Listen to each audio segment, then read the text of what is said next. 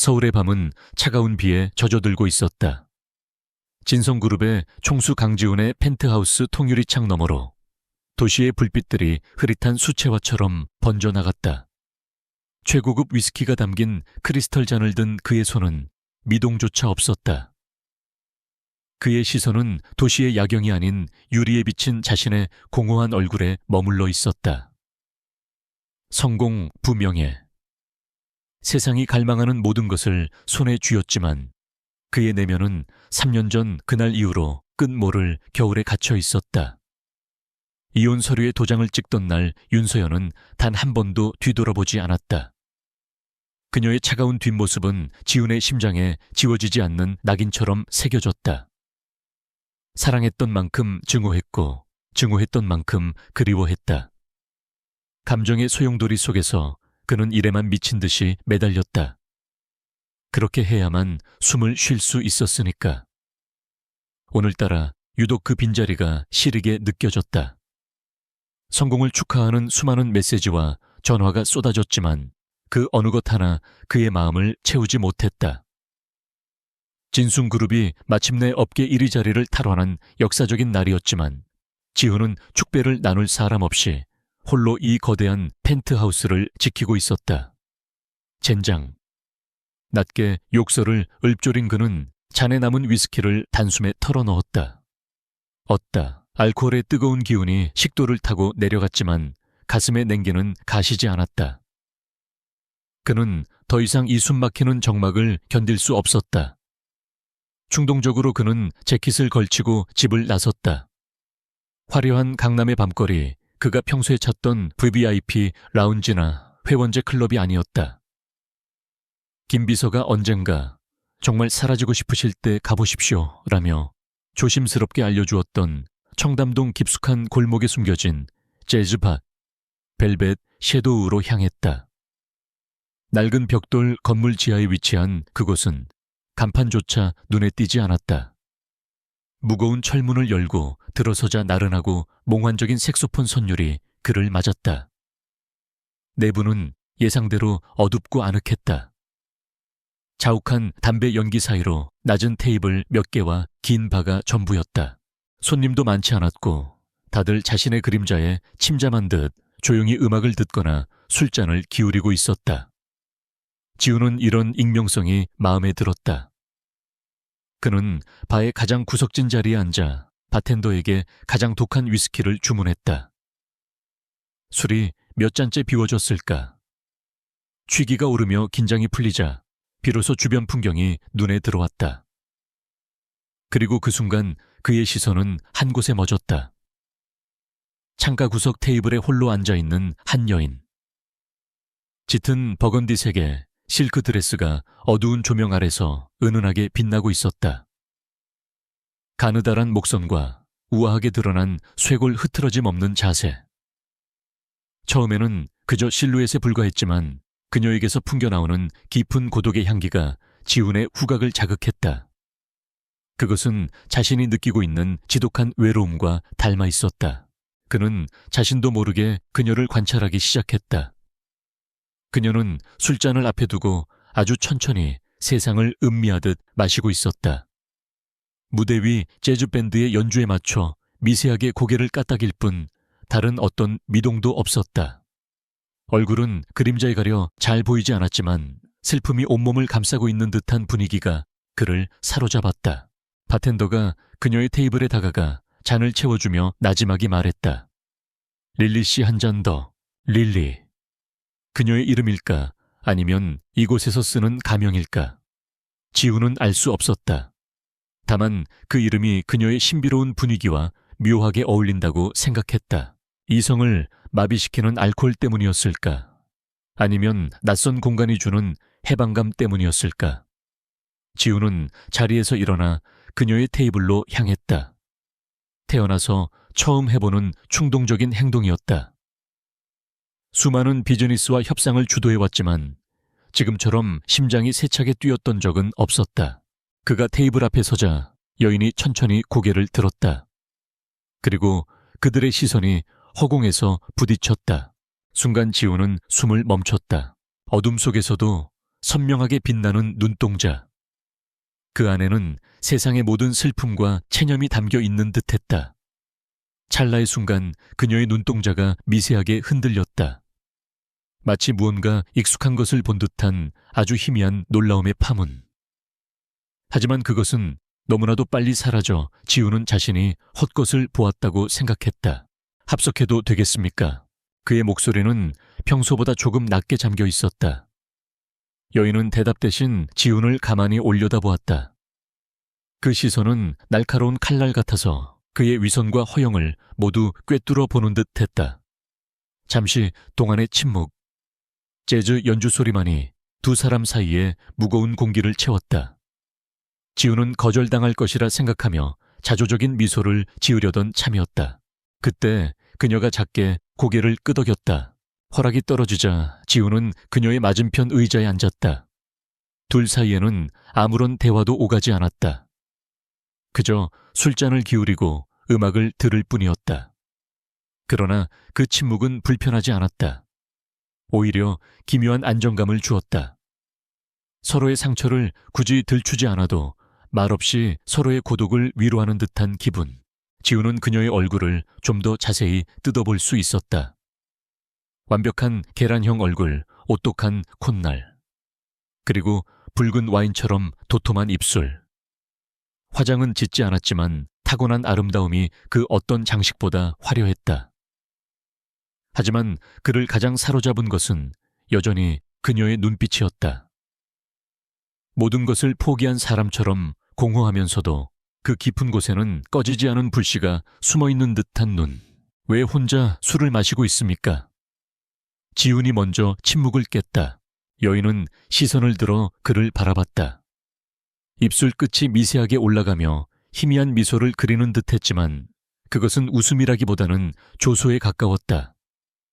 그쪽이야말로 왜 혼자 술을 마시고 있죠? 예상치 못한 방역이었다. 지훈은 잠시 할 말을 잃었다.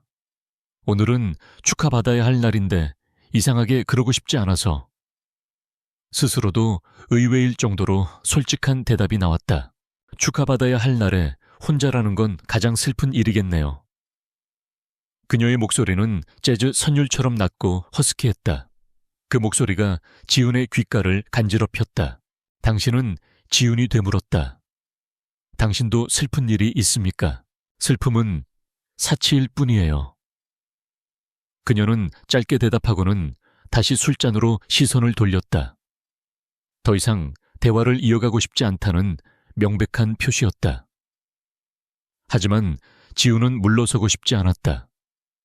그는 이 여인에 대해 그녀가 가진 슬픔의 정체에 대해 미칠 듯이 궁금해졌다.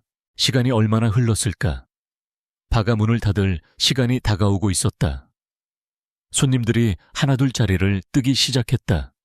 지훈은 결심을 굳혔다. 이대로 그녀를 보낼 수는 없었다. 오늘 밤 이 지독한 외로움의 끝에서 마주친 이 여인과 함께하고 싶었다. 같이 나갈까요? 그의 제안에 여인의 눈썹이 살짝 치켜 올라갔다. 그녀는 지훈의 얼굴을 빤히 쳐다보았다. 그의 눈 속에 담긴 것은 단순한 욕망이 아니었다.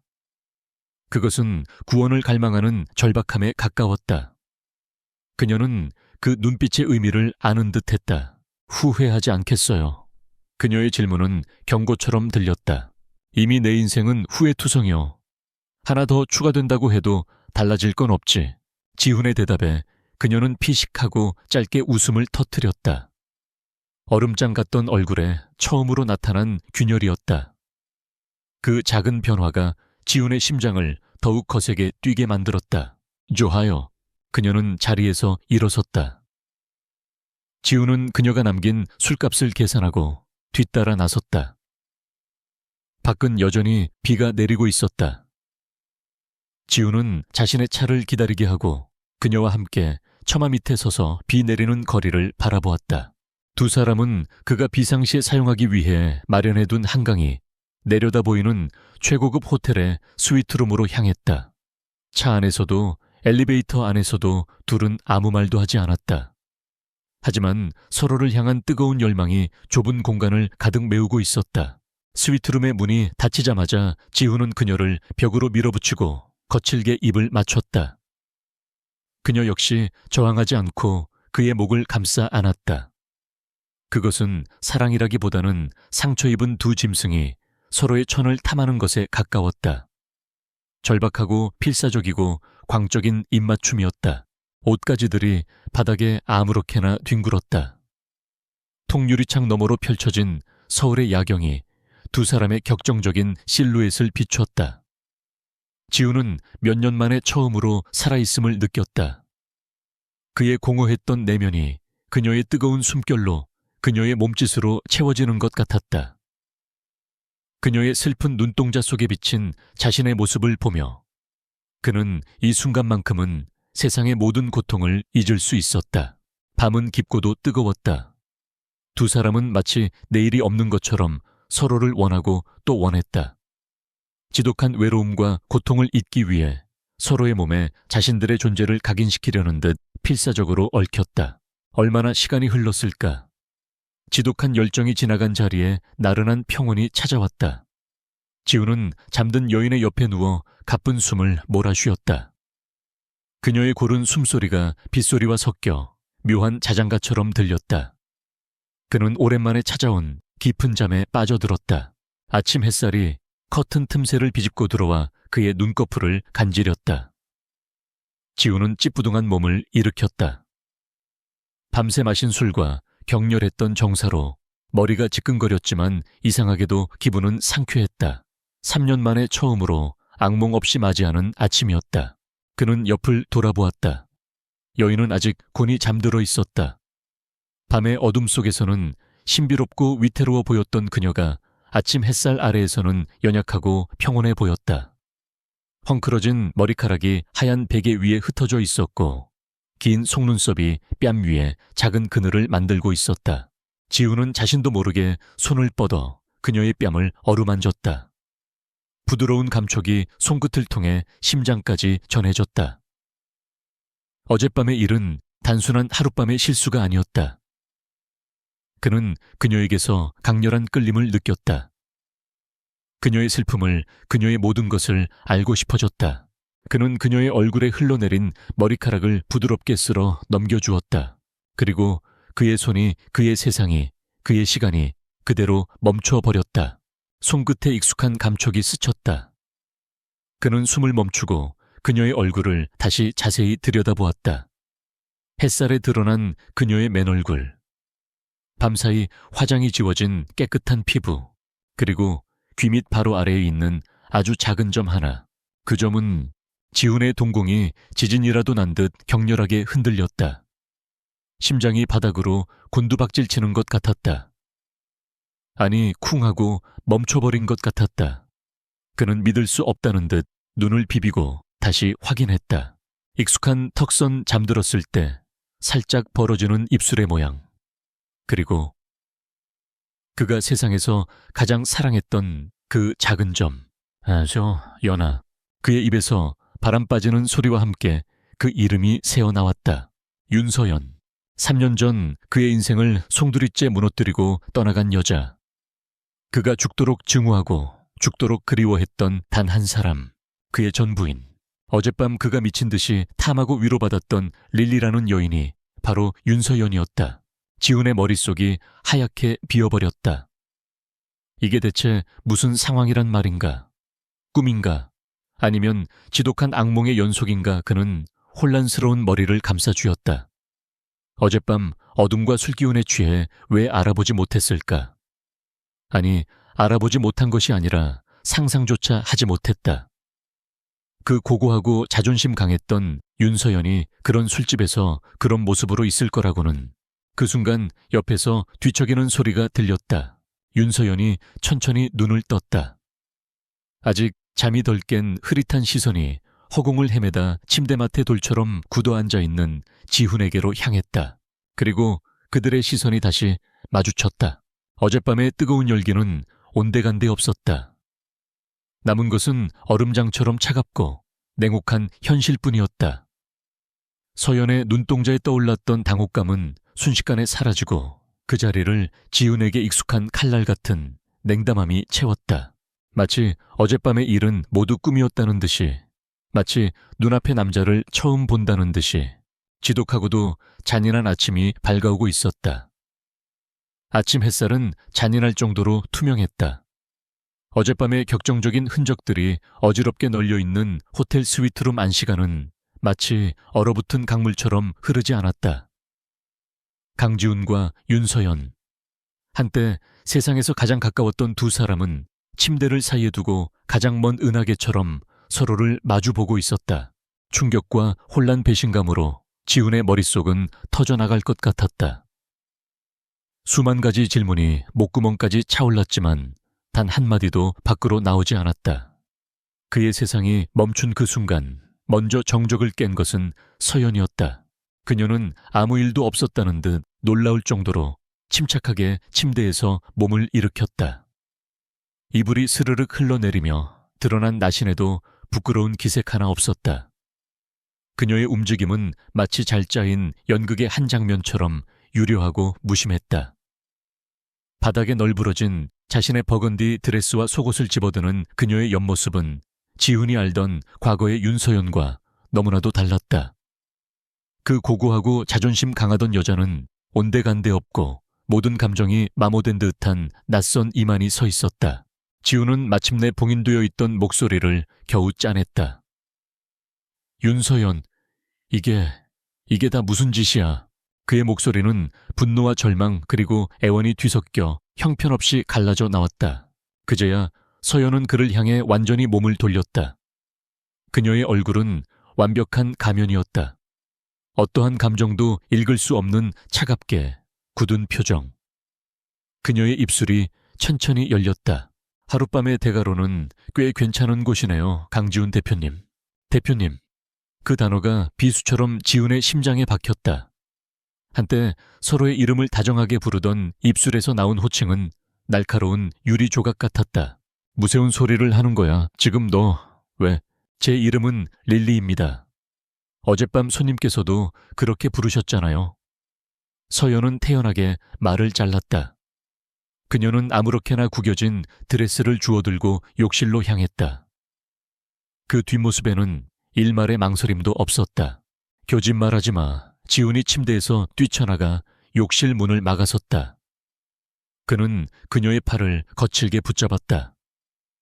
차갑고 가느다란 팔목의 감촉에 그의 심장이 쿵 내려앉았다. 그 점, 내 귀 밑에 그 점, 내가 모를 것 같아 왜 이러는 건데, 3년 만에 왜 이런 모습으로 내 앞에 나타난 거야. 그의 절규에 가까운 외침이 스위트룸을 울렸다. 그의 손에 붙들린 채 서연은 잠시 고개를 숙였다. 길고 검은 속눈썹이 가늘게 떨리는 것을 지훈은 놓치지 않았다. 그녀 역시 동요하고 있었다. 하지만 그것은 아주 잠시뿐이었다. 그녀는 다시 고개를 들었고 그녀의 눈은 이전보다 훨씬 더 차갑게 빛나고 있었다. 이거 놔요. 그녀의 목소리는 얼음 같았다. 하지만 지훈은 놓을 수 없었다. 이대로 그녀를 보내면 영원히 진실을 알 수 없을 것 같았다. 그녀의 차가운 얼굴을 마주하자 지훈의 머릿속에 과거의 기억들이 폭풍처럼 휘몰아쳤다. 화창한 봄날의 결혼식. 순백의 웨딩드레스를 입고 세상 가장 행복한 미소를 짓던 서연의 모습. 그녀의 손을 잡고 영혼을 맹세하던 순간 그는 세상을 다 가진 기분이었다. 신혼집 소파에 나란히 앉아 함께 영화를 보며 웃고 떠들던 평범한 저녁들. 힘들게 일하고 돌아온 그를 위해 따뜻한 저녁상을 차려놓고 기다리던 그녀의 따스함. 그녀는 그의 유일한 안식처이자 세상 그 자체였다. 서연아, 제발. 지훈의 목소리가 애처롭게 떨렸다. 분노는 어느새 사라지고 간절한 애원만이 남았다. 우리 이렇게 끝날 사이는 아니었잖아.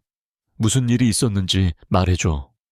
내가 다 바로잡을게. 그의 애원에 서연의 입꼬리가 비스듬히 올라갔다. 그것은 명백한 비웃음이었다. 바로잡아 뭘, 강지훈 씨 착각하지 마. 당신과 나 사이엔 바로잡을 것도 남은 것도 아무것도 없어. 그녀는 강하게 팔을 비틀어 그의 소나귀에서 벗어났다.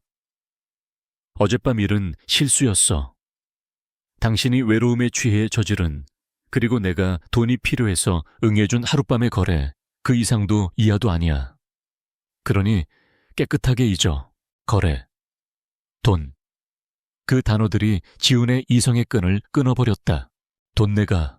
윤서연, 네가 돈 때문에 이런 짓을 한다고 말도 안 되는 소리 하지 마. 내 아버지가 남겨주신 재산만 해도 평생 우리 아빠 얘기 들먹이지 마. 처음으로 서연의 목소리가 날카롭게 터져 나왔다. 그녀의 눈동자가 증오와 분노로 이글거렸다. 당신이 우리 아버지를 어떻게 만들었는데, 당신이 우리 집안을 어떻게 망가뜨렸는데, 감히 그 이름을 입에 올려. 무세훈, 그게 무슨 소리야. 장인어른 사업이 어려워졌을 때 내가 얼마나. 닥쳐.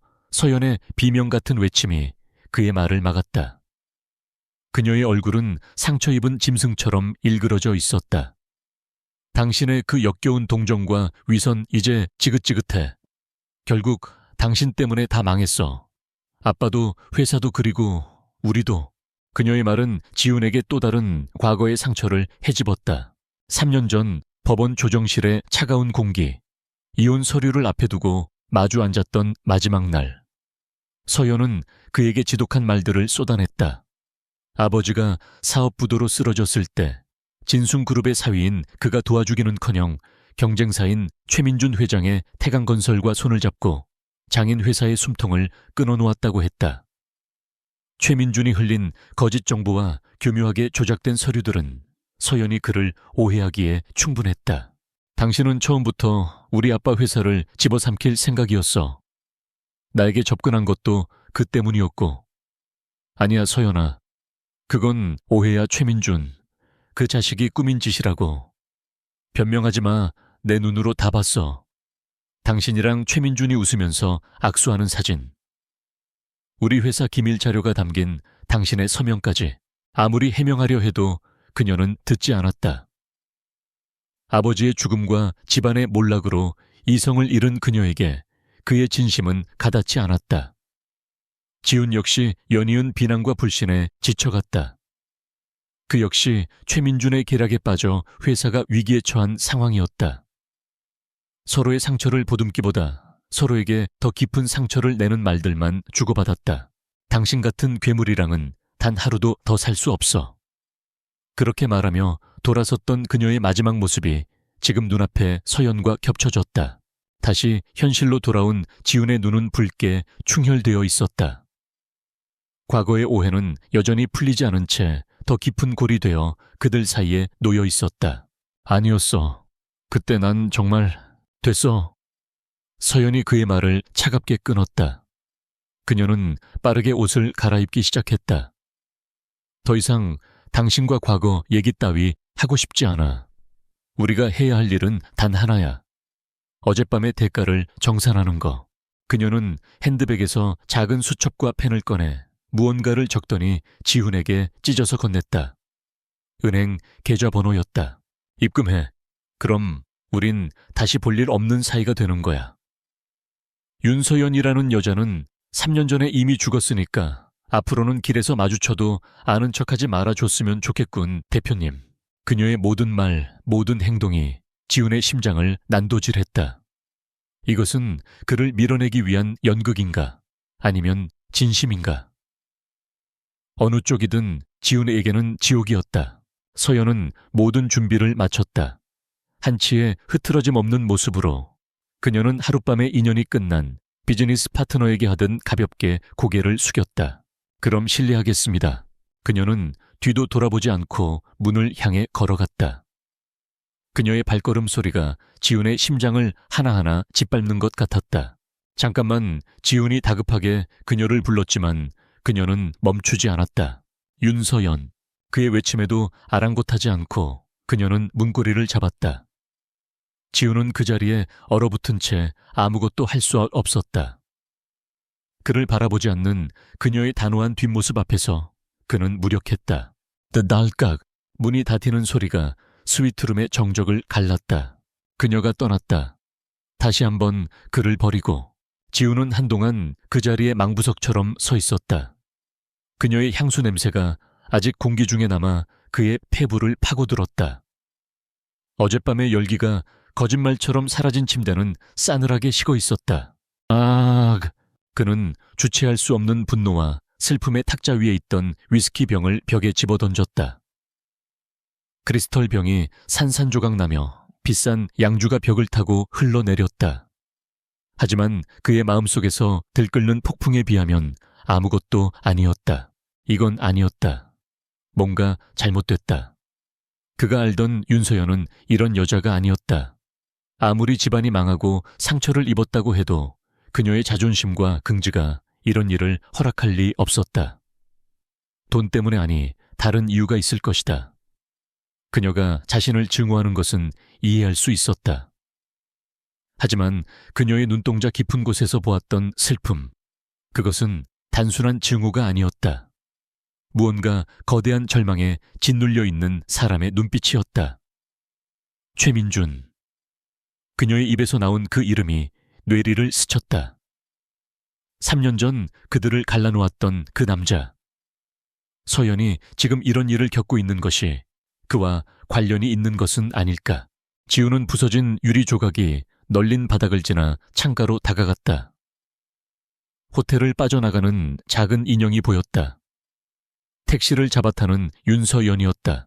그는 주먹을 불끈 쥐었다. 이대로 끝낼 수는 없다. 절대로.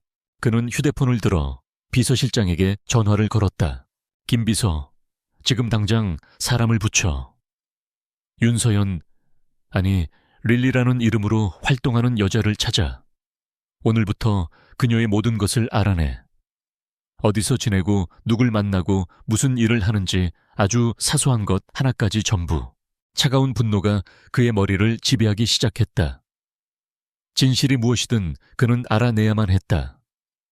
그녀를 이런 지옥으로 몰아넣은 것이 무엇인지, 그 배후에 누가 있는지 밝혀내야 했다. 그리고 만약 이 모든 일에 최민준이 연관되어 있다면 지훈의 눈이 서늘하게 빛났다. 이번에야말로 그를 용서하지 않을 것이다. 자신의 인생과 사랑을 망가뜨린 대가를 반드시 치르게 해줄 것이다. 한때 사랑했던 여인에 대한 애증과 연민, 그리고 지독한 오해를 만들어낸 적에 대한 분노가 뒤섞여 강지훈이라는 남자를 다시 움직이게 하고 있었다. 차갑고 잔인한 복수의 서막이 바로 이 비극적인 재회의 아침에 오르고 있었다. 진성그룹의 심장부 70층에 위치한 회장실은 숨막히는 침묵에 잠겨 있었다.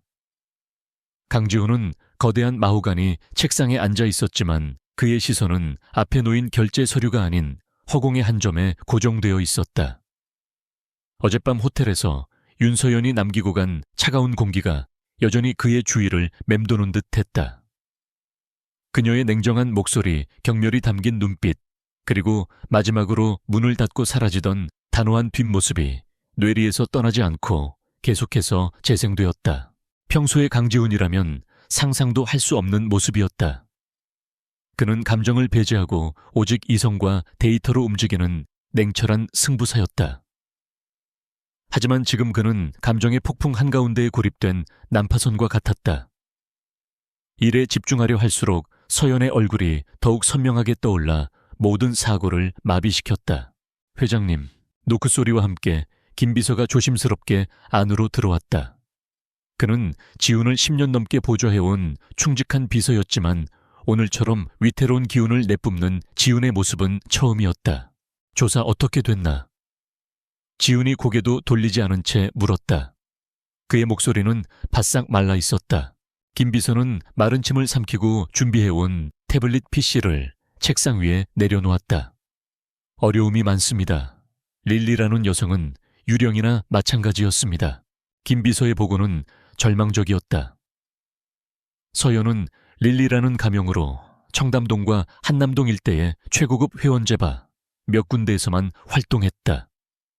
업소에 소속된 것이 아니라 마담이 특별히 VVIP 고객의 요청이 있을 때만 비밀리에 부르는 존재였다. 고정된 주소도 사용하는 휴대폰도 대포폰이었으며 모든 거래는 현금 또는 추적이 불가능한 차명 계좌를 통해 이루어졌다. 그녀의 흔적을 찾는 것은 모래사장에서 바늘을 찾는 것과 같았다.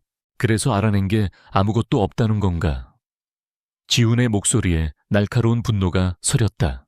죄송합니다, 회장님. 다만 어제 회장님과 함께 있었던 호텔과 바의 CCTV 영상을 확보했습니다. 그리고 그녀가 호텔을 나선 뒤 탑승한 택시를 추적하는 중입니다. 지훈은 태블릿 화면을 손가락으로 거칠게 넘겼다. 화면 속에는 어두운 바에서 그녀와 마주 앉은 자신의 모습, 호텔 복도를 함께 걷는 모습이 흐릿하게 담겨 있었다.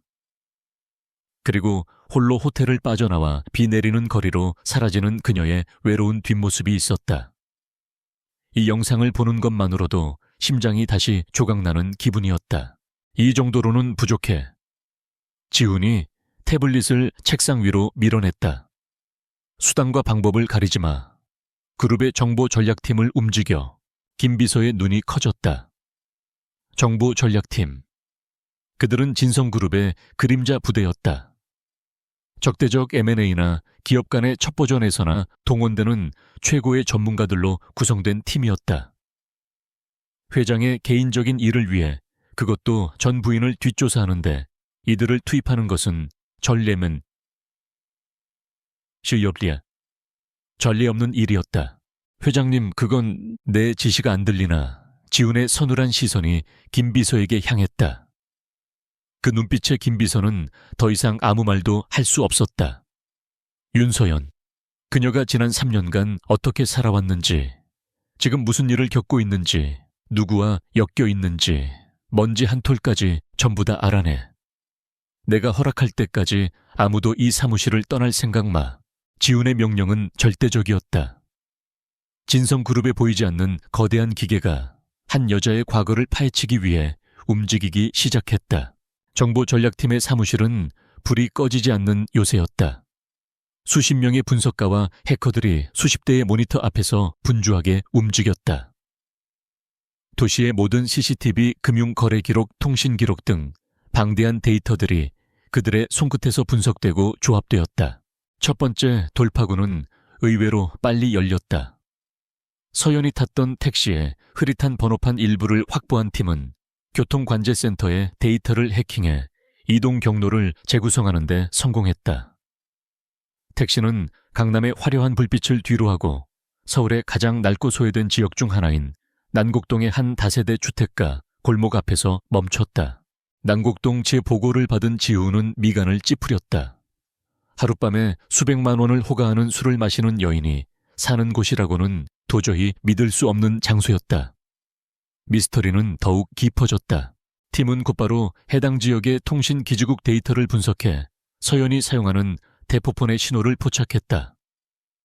그리고 잠복 요원을 투입해 그녀가 그 낡은 다세대 주택 옥탑방에 살고 있다는 사실을 확인했다.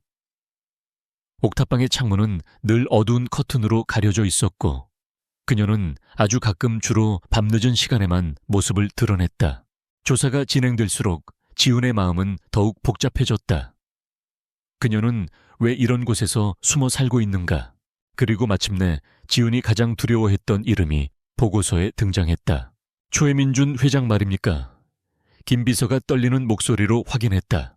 정보전략팀의 보고에 따르면 릴리가 만나는 극소수의 VVIP 고객 중 가장 빈번하게 그녀를 찾는 인물이 바로 태강건설의 최민준 회장이었다.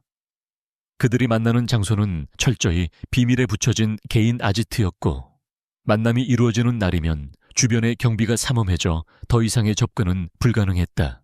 최민준, 그 이름은 지훈에게 깊은 상처와 분노의 동의어였다. 지훈의 기억은 3년 전 모든 것이 무너지기 시작했던 그날로 거슬러 올라갔다. 당시 태강건설의 최민준은 업계의 신흥 강자였지만 그의 성장 방식은 언제나 교활하고 비열했다. 그는 서연의 아버지인 윤 회장의 중견 건설사를 부도 위기로 몰아넣고 동시에 지훈의 진숭그룹에도 치명적인 프로젝트를 제안하며 접근했다. 그는 지훈에게 윤 회장의 회사를 함께 인수하자고 제안하며 그것이 장인어른을 돕는 유일한 길인 것처럼 포장했다. 그리고 뒤로는 윤 회장에게 사위인 강지훈이 당신의 회사를 집어삼키려 한다는 거짓 정보를 흘렸다. 결국 두 사람 사이를 이간질하고 두 회사 모두를 위기에 빠뜨린 뒤 헐값에 윤 회장의 회사를 집어삼킨 것이 바로 최민준이었다. 세효연은 최민준이 조작한 지훈이 배신했다는 증거들을 보고 그를 오해했다. 아버지가 충격으로 쓰러지고 회사가 넘어가자 그녀의 세상은 무너졌다. 그녀는 모든 비극의 원인이 지훈의 탐욕 때문이라고 믿었고 그를 증오하며 떠나갔다. 지훈 역시 최민준의 계략에 휘말려 회사를 지키기 위해 고군분투하느라 그녀를 제대로 붙잡지 못했다. 그 짧은 시간의 오해와 불통이 그들을 영원히 갈라놓았다. 젠장할 최민준, 지훈의 주먹에서 뼈마디가 하얗게 튀어나왔다. 과거는 끝난 것이 아니었다. 그 악연은 3년이 지난 지금 더욱 끔찍한 형태로 그의 앞에 다시 나타났다. 서연이 최민준과 엮여 있다는 사실만으로도 지훈의 피는 차갑게 식었다. 대요, 더 깊이 파고들어 윤서연 주변의 모든 것을, 지난 3년간의 모든 금융거래, 통화기록, 병원, 진료기록까지. 법적인 문제는 내가 다 책임질 테니 수단 가리지 마. 지훈의 명령은 더욱 집요해졌다. 그의 분노는 이제 서연을 향한 것이 아니었다. 모든 비극의 원흉인 최민준, 그리고 그에게서 서연을 지켜내지 못했던 과거의 자신을 향한 것이었다. 며칠간의 밤샘 조사 끝에 정보전략팀은 마침내 결정적인 단서를 찾아냈다.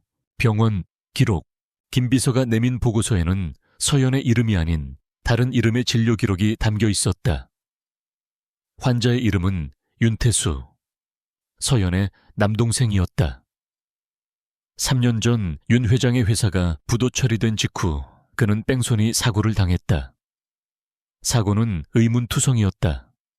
목격자도 CCTV 영상도 없었고 사건은 증거 불충분으로 미제 처리되었다. 그 사고로 윤태수는 의식불명 상태에 빠져 지금까지 종합병원 장기 요양병동에 누워 있었다.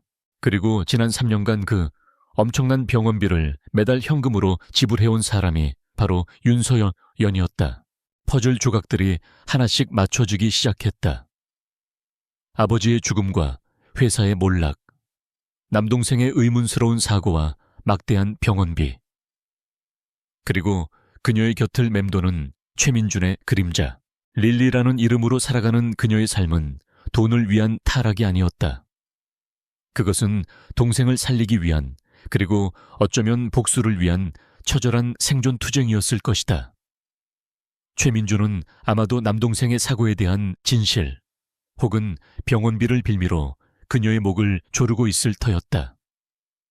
그가 그녀에게 무엇을 강요하고 있는지는 알 수 없었지만 그것이 지독히 위험한 일이라는 것은 분명했다. 그녀가 왜 그토록 차갑게 그를 밀어냈는지 이제야 알 것 같았다.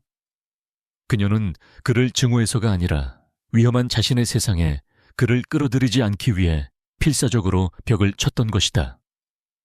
하룻밤의 대가를 요구하며 그의 자존심에 상처를 냈던 것도 그가 자신에게서 마음을 떼게 하려는 그녀의 마지막 발악이었을지 모른다. 모든 것을 깨달은 순간 지훈의 가슴을 짓누르던 분노와 배신감은 재가 되어 흩어졌다. 그 자리에는 심장을 저미는 듯한 아픔과 그녀에 대한 미안함, 그리고 최민준에 대한 서늘한 사례만이 남았다. 그는 자리에서 일어나 회장실의 넓은 통유리창 앞으로 걸어갔다. 서울의 화려한 스카이라인이 발 아래 펼쳐져 있었다. 과거 그는 이 도시를 정복의 대상으로만 여겼다.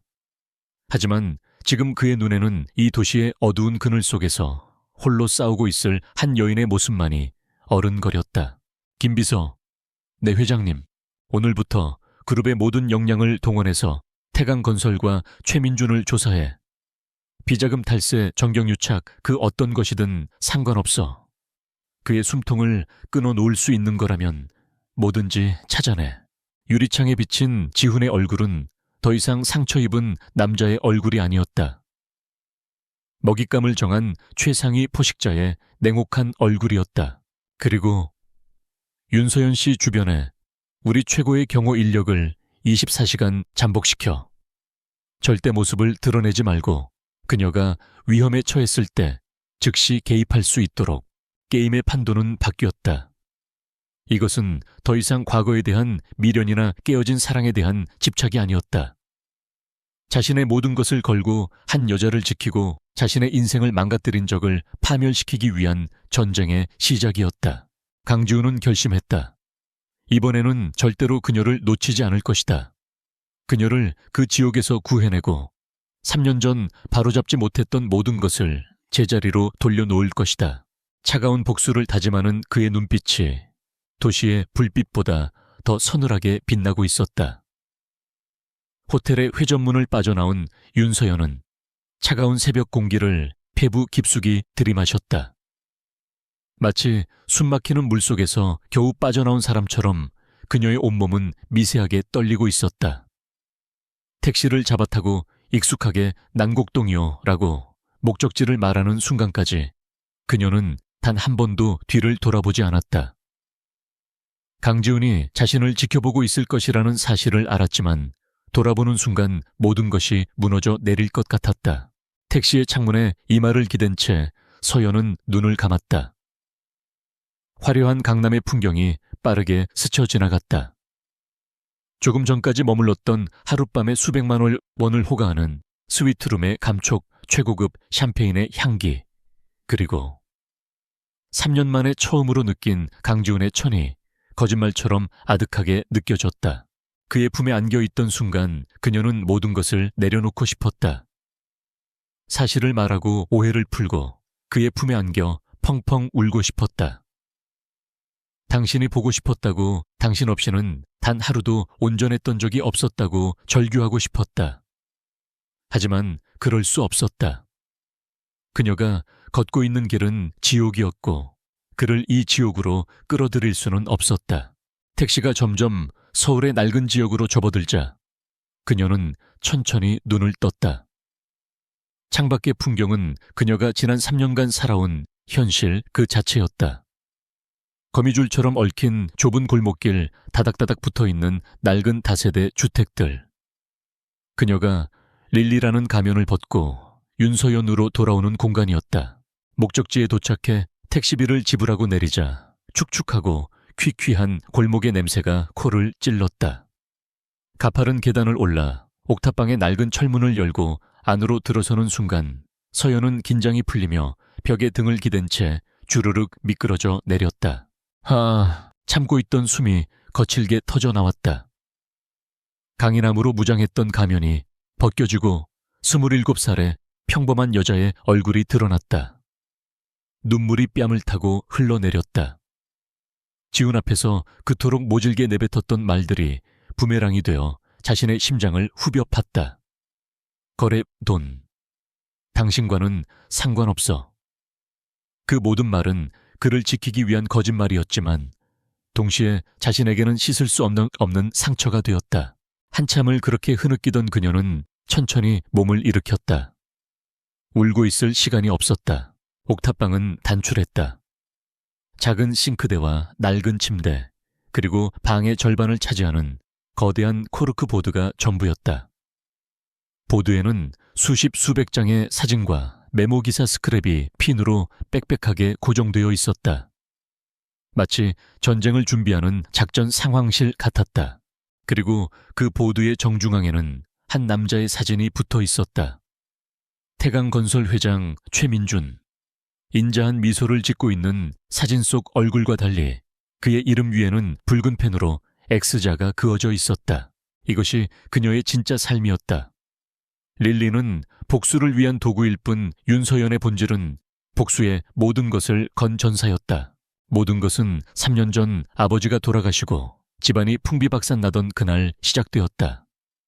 강지훈의 배신으로 모든 것을 잃었다고 믿었던 그녀는 절망에 빠져 있었다. 하지만 아버지의 유품을 정리하던 중 그의 비밀 금고에서 녹음기 하나를 발견했다. 녹음기에는 아버지가 돌아가시기 직전 최민준과 나눴던 대화가 담겨 있었다. 윤 회장 이제 다 끝났어. 자네 사위인 강지훈이까지 내 손바닥 안에서 놀아놨는데 뭘 더 어쩌겠나. 최민준, 이 악마 같은 놈. 자네가 처음부터 모든 걸 꾸민 거였어. 너무 늦게 깨달았군. 자네 회사도 자네 딸의 결혼 생활도 전부 내가 끝내주는 거야. 이게 다 과거에 내 놈이 나를 배신했던 대가다. 모든 것이 최민준의 계략이었음을 알게 된 순간 서연의 세상은 다시 한번 무너졌다.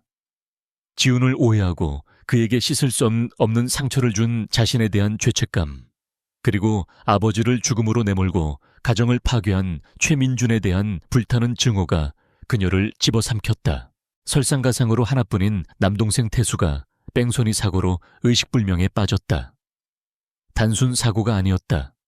최민준이 입막음을 위해 벌인 짓이라는 것을 직감했다. 경찰도 법도 그의 편이 아니었다. 거대한 권력 앞에서 그녀는 무력했다. 그때 서연은 결심했다. 법이 그를 심판할 수 없다면 자신이 직접 하겠다고. 그녀는 모든 것을 버렸다. 신분을 숨기고 이름을 바꾸고 최민준이라는 괴물을 잡기 위해 스스로 그의 세계로 뛰어들었다. 그의 주변에는 언제나 여자와 돈이 들끓었다. 서연은 자신의 아름다움을 무기로 삼았다. 그가 드나드는 최고급 바의 마담에게 의도적으로 접근했고 릴리라는 신비로운 여인으로 자신을 포장했다. 예상대로 최민준은 미끼를 물었다. 그는 릴리의 도도함과 신비로움에 매료되었고 그녀를 자신의 옆에 두려 했다. 서연은 아슬아슬한 줄타기를 하며 그의 신뢰를 얻어갔다. 그의 은밀한 대화들을 엿듣고 그의 비밀 서재에 드나들며 정보를 수집했다. 그녀가 릴리로서 그와 함께 보낸 모든 시간은 동생의 병원비를 벌기 위함이자 그의 범죄 증거를 모으기 위한 필사적인 사투였다. 그날 밤 강지훈을 만난 것은 완벽한 계획의 유일한 변수였다. 지독한 외로움과 죄책감에 시달리던 어느 날, 잠시 모든 것을 잊고 싶어 찾았던 재즈뱃에서 그를 마주칠 줄은 꿈에도 몰랐다. 그의 공허한 눈빛을 보는 순간 심장이 멎는 것 같았다. 그 역시 자신처럼 고통의 시간을 보내고 있었음을 한눈에 알 수 있었다. 그의 품에 안겼던 하룻밤은 그녀에게 주어진 마지막 선물인 동시에 가장 잔인한 형벌이었다. 그의 온기를 다시 느끼자 복수를 향한 결심이 흔들릴 뻔했다. 그래서 더 모질게 그를 밀어내야만 했다.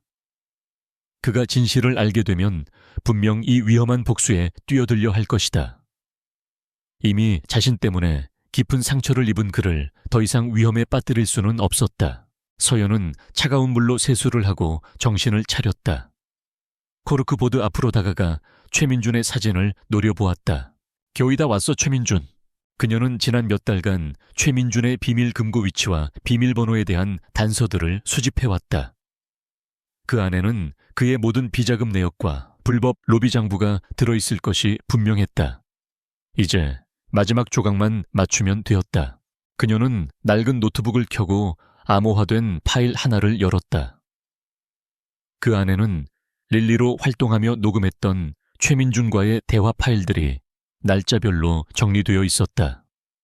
그녀는 헤드셋을 끼고 최근 녹음 파일을 재생했다. 그 XS건설 건은 걱정 마. 장부 처리는 이미 다 해놨고 원본은 내 천국의 문에 안전하게 보관되어 있으니까. 천국의 문 회장님만의 비밀 장소인가 봐요. 허허허, 우리 릴리는 몰라도 돼. 나만이 열 수 있는 곳이니까. 내 생일과 첫사랑의 이름만 알면 열 수 있지. 최민준의 생일은 이미 알고 있었다. 문제는 첫사랑의 이름이었다. 겉으로는 아무렇지 않은 척 대화를 이어갔지만 그녀는 이 정보를 얻기 위해 수많은 밤을 그의 비위를 맞추며 보내야 했다. 그녀는 다른 메모 파일을 열었다. 최민준의 주변 인물, 과거 행적 인터뷰 기사 등 그에 대한 모든 정보가 담겨 있었다. 그녀는 첫사랑이라는 키워드로 검색을 시작했다.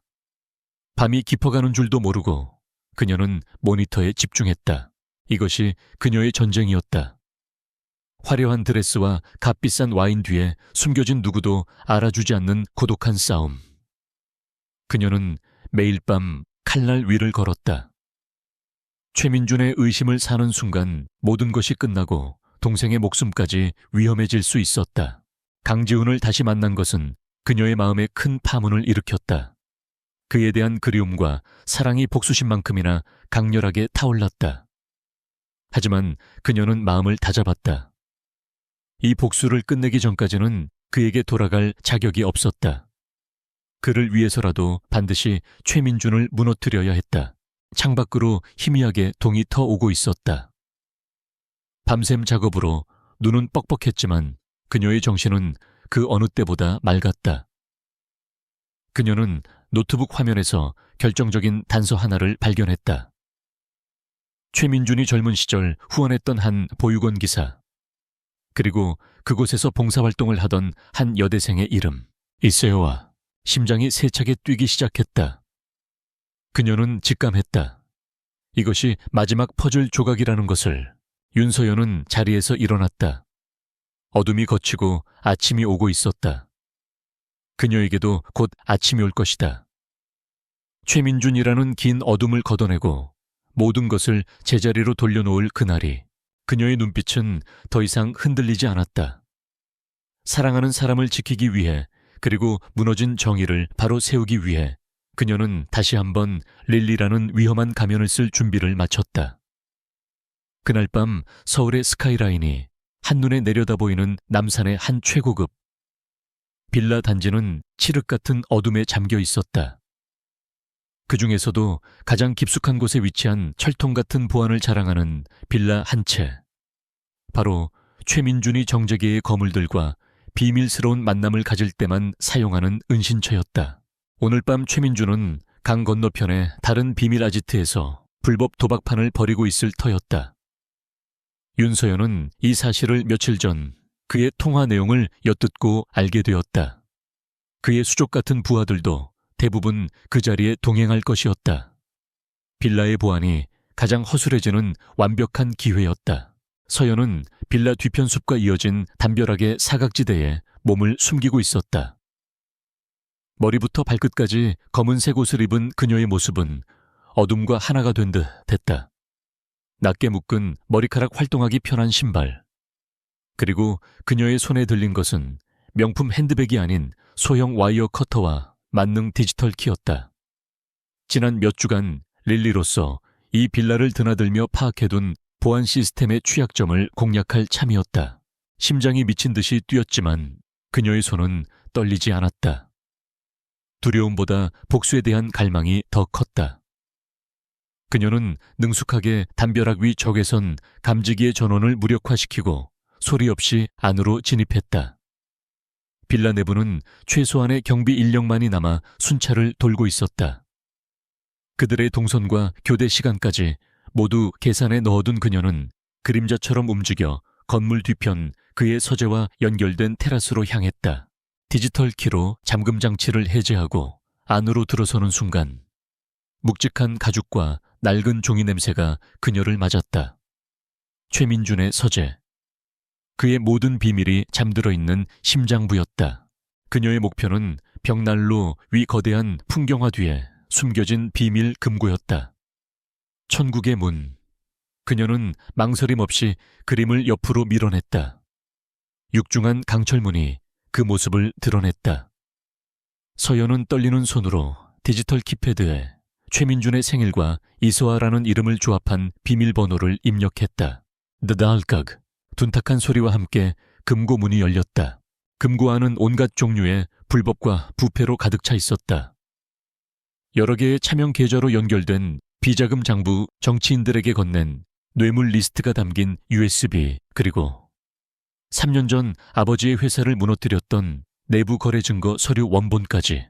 서연은 눈물이 차오르는 것을 애써 참으며 펜 모양의 초소형 카메라로 모든 서류를 빠르게 촬영하기 시작했다.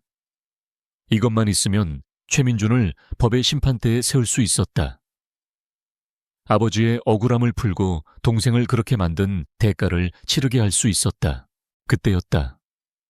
서재 박복도에서 희미한 발소리가 들려왔다. 서연의 온몸이 얼어붙었다. 순찰 중인 경비원일까 아니었다. 발소리는 너무나도 침착하고 익숙했다. 마치 이 집의 주인이 걷는 것처럼. 설마 최민준이 벌써 돌아온 건가? 그녀는 급히 금고문을 닫고 그림을 원위치시켰다. 촬영한 증거는 이미 손안에 있었다. 이제 빠져나가기만 하면 되었다. 그녀는 숨을 죽이고 문틈으로 밖을 살폈다. 복도를 걸어오고 있는 것은 최민준이 아니었다. 그의 오른팔이자 가장 잔인하기로 소문난 하 실장이었다. 최민준이 그를 갑자기 빌라로 보낸 것이 분명했다. 무언가 중요한 것을 셔틀하기 위함일 것이다. 심장이 철렁 내려앉았다. 하필이면 그였다. 그녀가 릴리로서 가장 경계했던 인물. 그의 날카로운 눈은 언제나 그녀의 정체를 꿰뚫어 보려는 듯 번뜩였다. 서연은 테라스 쪽으로 뒷걸음질 쳤다. 하지만 이미 늦었다. 하 실장은 서재에 문고리를 잡고 있었다. 마주치는 것은 최악의 상황이었다. 그녀는 재빨리 서재 안거대한 책장 뒤에 좁은 공간으로 몸을 숨겼다. 문이 열리고 하 실장이 들어왔다. 그는 무언가를 찾는 듯 방을 둘러보다가 이내 고개를 갸웃거렸다. 이상하군. 분명 창문을 잠그고 갔는데 테라스에 창문이 열려 있는 것을 발견한 것이다. 그의 예리한 시선이 방 안을 샅샅이 훑기 시작했다. 서연은 숨소리조차 내지 못했다. 그의 발소리가 점점 그녀가 숨어있는 책장 쪽으로 다가왔다. 한편 그 시각 빌라 단지 입구에서 조금 떨어진 곳에 세워진 검은색 세단 안에서 강지훈은 태블릿 화면을 노려보고 있었다. 화면에는 서연의 위치를 나타내는 붉은 점이 최민준의 빌라 안에서 깜빡이고 있었다. 회장님, 너무 위험합니다. 저희 팀을 투입하시죠. 조수석의 김 비서가 초조하게 말했다. 아니, 아직은 아니야. 지훈은 며칠 전부터 서연의 주변에 자신의 최정예 경호팀을 잠복시켜 24시간 그녀를 감시하고 있었다. 그녀가 오늘 밤 최민준의 빌라로 향하는 것을 포착했을 때 그는 심장이 멎는 듯 했다. 최민준이 없는 빈집이라는 것을 알았지만 그 자체로 너무나도 무모하고 위험한 행동이었다. 그는 더 이상 사무실에서 보고만 받고 있을 수 없었다. 김 비서의 만류를 뿌리치고 직접 현장으로 달려왔다. 그녀가 무슨 일을 꾸미고 있는지, 얼마나 위험한 상황에 스스로를 던지고 있는지 제 눈으로 확인해야 했다. 그리고 만일의 사태에 대비해야 했다. 경호팀 계속 대기해. 내가 신호를 보내기 전까지 절대 움직이지 마. 지훈이 이니어의 나지막이 명령했다. 그때 태블릿 화면 속 붉은 점이 갑자기 빠르게 움직이기 시작했다. 서재를 벗어나 빌라의 반대편으로 향하고 있었다. 누군가에게 쫓기고 있는 것이 분명했다. 젠장. 지훈은 더 이상 기다릴 수 없었다. 그는 차문을 박차고 나갔다. 빌라 안서연은 필사적으로 도망치고 있었다. 책장 뒤에서 빠져나와 하 실장의 시선을 따돌리고 서재를 벗어나는 데는 성공했지만 그는 이미 그녀의 존재를 눈치챘다. 거기서 낮고 위협적인 목소리가 등 뒤를 쫓아왔다. 거대한 빌라는 미로와 같았다. 그녀는 2층의 와인 저장고로 몸을 피했다. 수천 병의 와인이 저장된 서늘하고 어두운 공간. 그녀는 거대한 와인렉 뒤에 몸을 숨기고 가쁜 숨을 몰아쉬었다. 쿵! 와인 저장고의 문이 거칠게 열리고 하 실장이 들어왔다. 그는 사냥감을 몰아넣은 맹수처럼 천천히 안으로 들어섰다. 릴리 씨, 이런 데서 숨바꼭질이라도 하는 겁니까? 회장님이 아시면 아주 좋아하시겠어. 당신이 이런 재주도 있는 줄은 몰랐거든. 그의 목소리에는 서늘한 살기가 배어 있었다. 그는 서연이 단순한 침입자가 아니라 무언가를 훔치기 위해 왔다는 것을 알고 있었다. 그리고 그것이 무엇이든 자신에게 발각된 이상 살아서 이곳을 나갈 수는 없다는 것도. 그가 와인렉 사이를 뒤지며 점점 다가왔다. 서연은 손에 잡히는 단단한 와인병을 굳게 움켜쥐었다. 마지막 발악이라도 해야 했다. 바로 그 순간이었다. 꽝! 와인 저장고의 스테인드 글라스 창문이 엄청난 굉음과 함께 산산조각 났다. 유리 파편이 사방으로 튀었고 그 사이로 검은 그림자가 폭풍처럼 안으로 뛰어들었다. 강지훈이었다. 하 실장이 놀라 뒤를 돌아보는 찰나 지회 지훈의 주먹이 그의 안면에 장렬했다. 지훈은 평소의 냉철한 기업 총수가 아니었다. 그는 분노로 이성을 잃은 맹수였다. 그는 하 실장이 방역할 틈도 주지 않고 훈련된 전투 요원처럼 일방적으로 그를 몰아붙였다.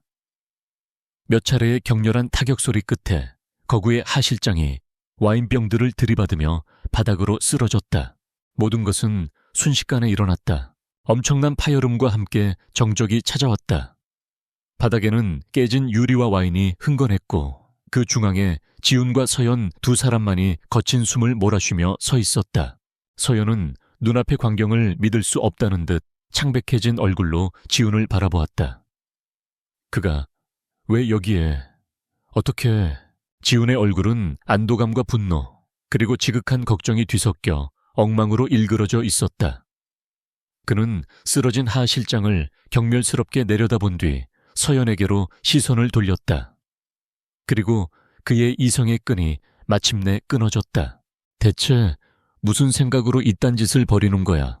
사무실의 냉철한 목소리가 아니었다.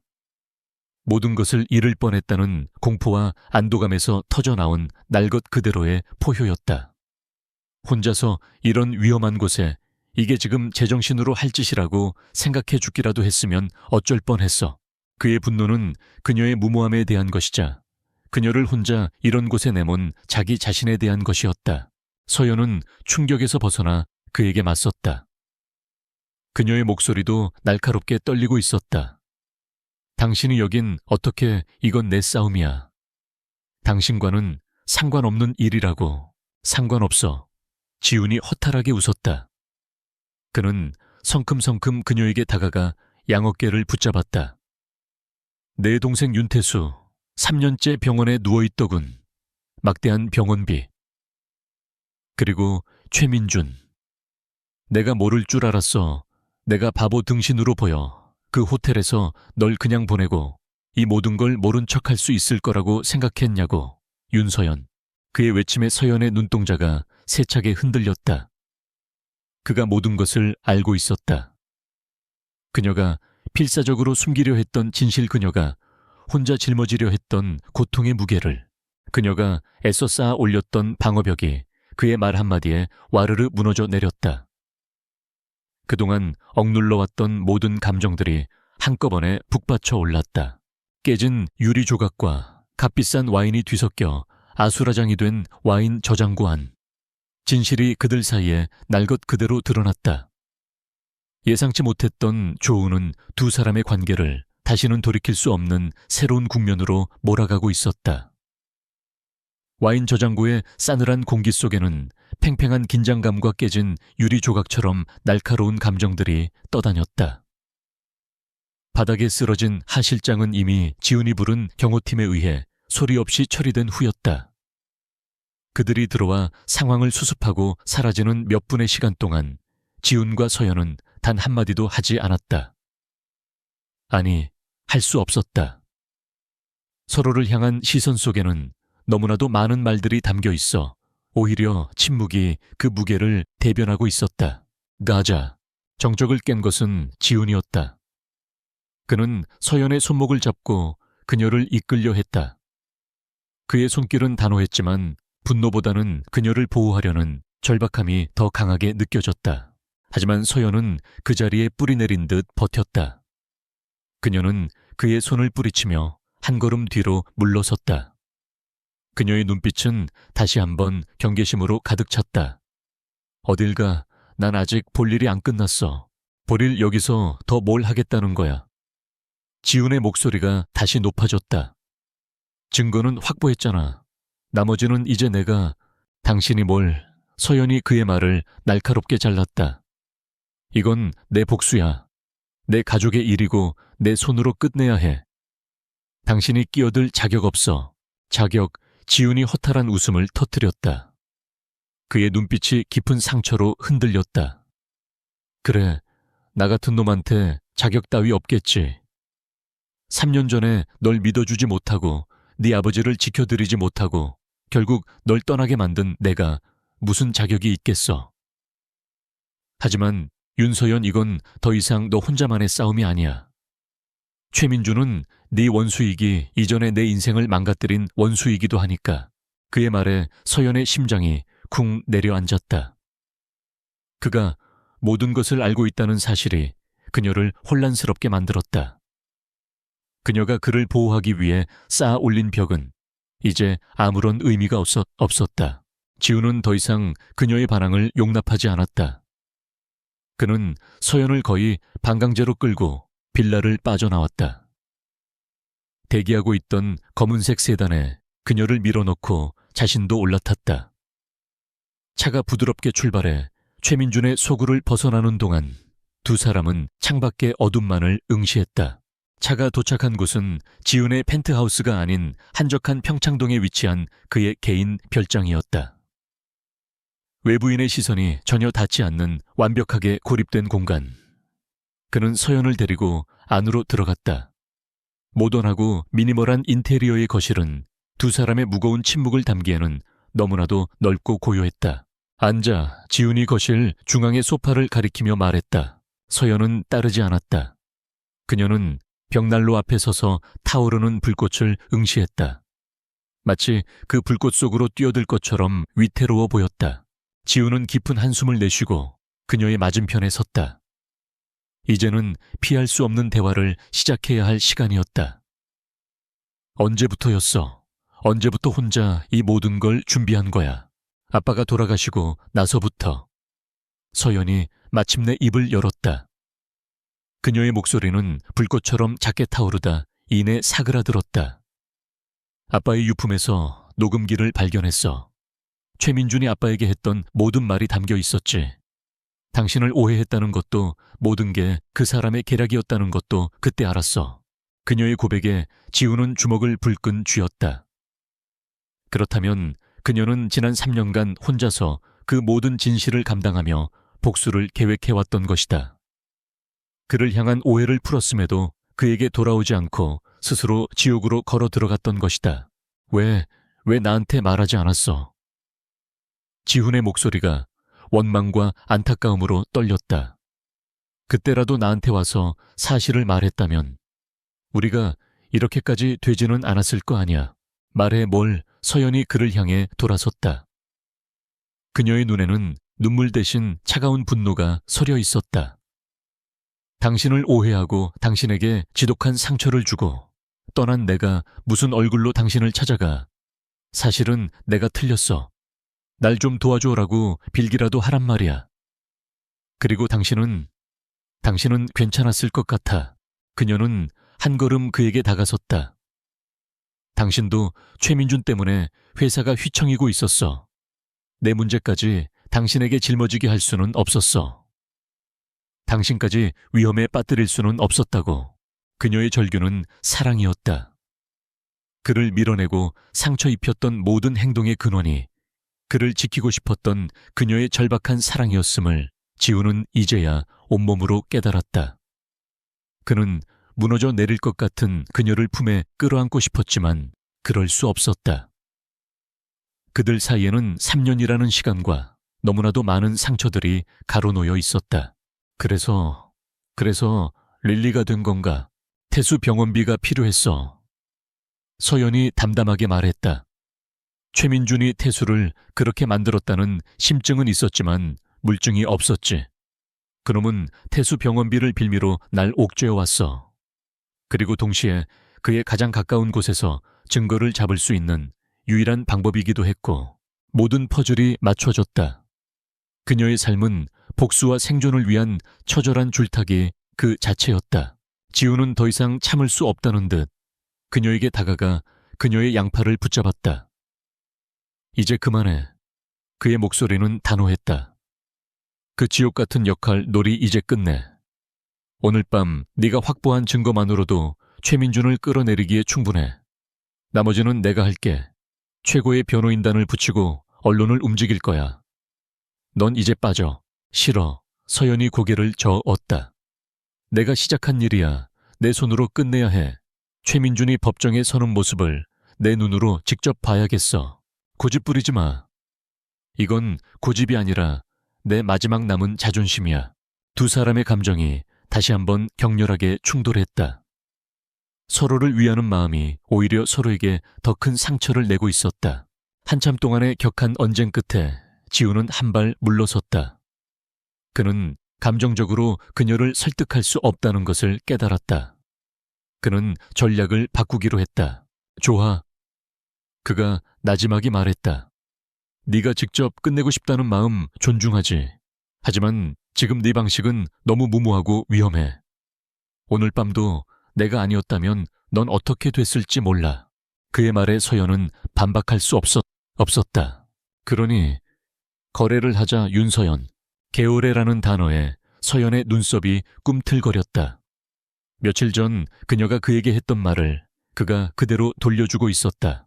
내가 돕는 게 아니야. 우리가 협력하는 거지. 지우는 비즈니스 협상을 하듯 냉철한 목소리로 말을 이어갔다.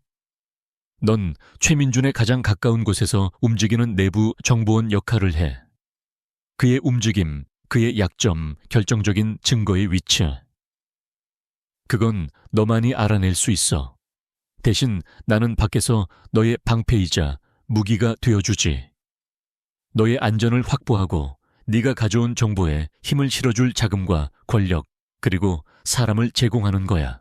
그것은 거부할 수 없는 고의 없는 제안이었다. 그녀 혼자서는 불가능했던 일들이 그의 힘과 합쳐진다면 현실이 될 수 있었다. 최민준이라는 거대한 성을 무너뜨리기 위해 그녀는 성벽 안에서 그는 성벽 밖에서 동시에 공격하는 완벽한 연합작전이었다. 서연은 흔들렸다. 이성과 감정이 머릿속에서 치열하게 싸웠다. 그를 다시 위험으로 끌어들이는 것이 두려웠지만 동시에 그의 제안이 복수를 성공시킬 유일한 길이라는 것을 알고 있었다. 왜 이렇게까지 하는 건데? 그녀가 떨리는 목소리로 물었다. 나에 대한 동정이야. 아니면 과거에 대한 죄책감. 지우는 그녀에게 천천히 다가갔다. 그는 그녀의 뺨을 부드럽게 감쌌다. 그의 뜨거운 손길에 서연의 몸이 미세하게 떨렸다. 동정도 죄책감도 아니야. 그는 그녀의 눈을 깊이 들여다보며 말했다.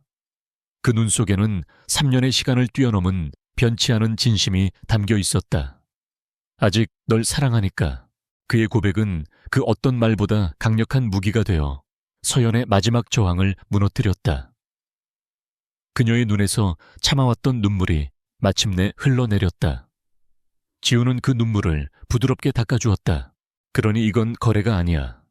내 여자를 지키기 위한, 내 사랑을 되찾기 위한 나의 전쟁이기도 해. 고요한 별장 안 타오르는 벽난로의 불빛 아래서 두 사람은 오랫동안 서로를 바라보았다.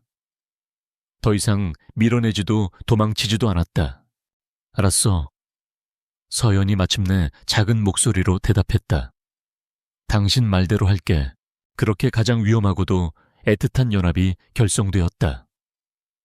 복수라는 공동의 목표 아래 사랑과 상처로 얽힌 두 사람은 다시 한번 손을 잡았다. 이제 그들의 전쟁은 새로운 국면을 맞이하고 있었다. 더 이상 혼자가 아닌 함께 싸우는 전쟁으로. 평창동의 조용한 별장은 더 이상 한 남자의 고독한 안식처가 아니었다. 그곳은 최민준이라는 거대한 제국을 무너뜨리기 위한 비밀스러운 전쟁 기지로 변모해 있었다. 거실의 고급스러운 가구들은 한쪽으로 밀려났고 그 자리에는 거대한 멀티스크린과 최첨단 통신 장비 그리고 방대한 자료들이 어지럽게 널려있는 대형 테이블이 들어섰다.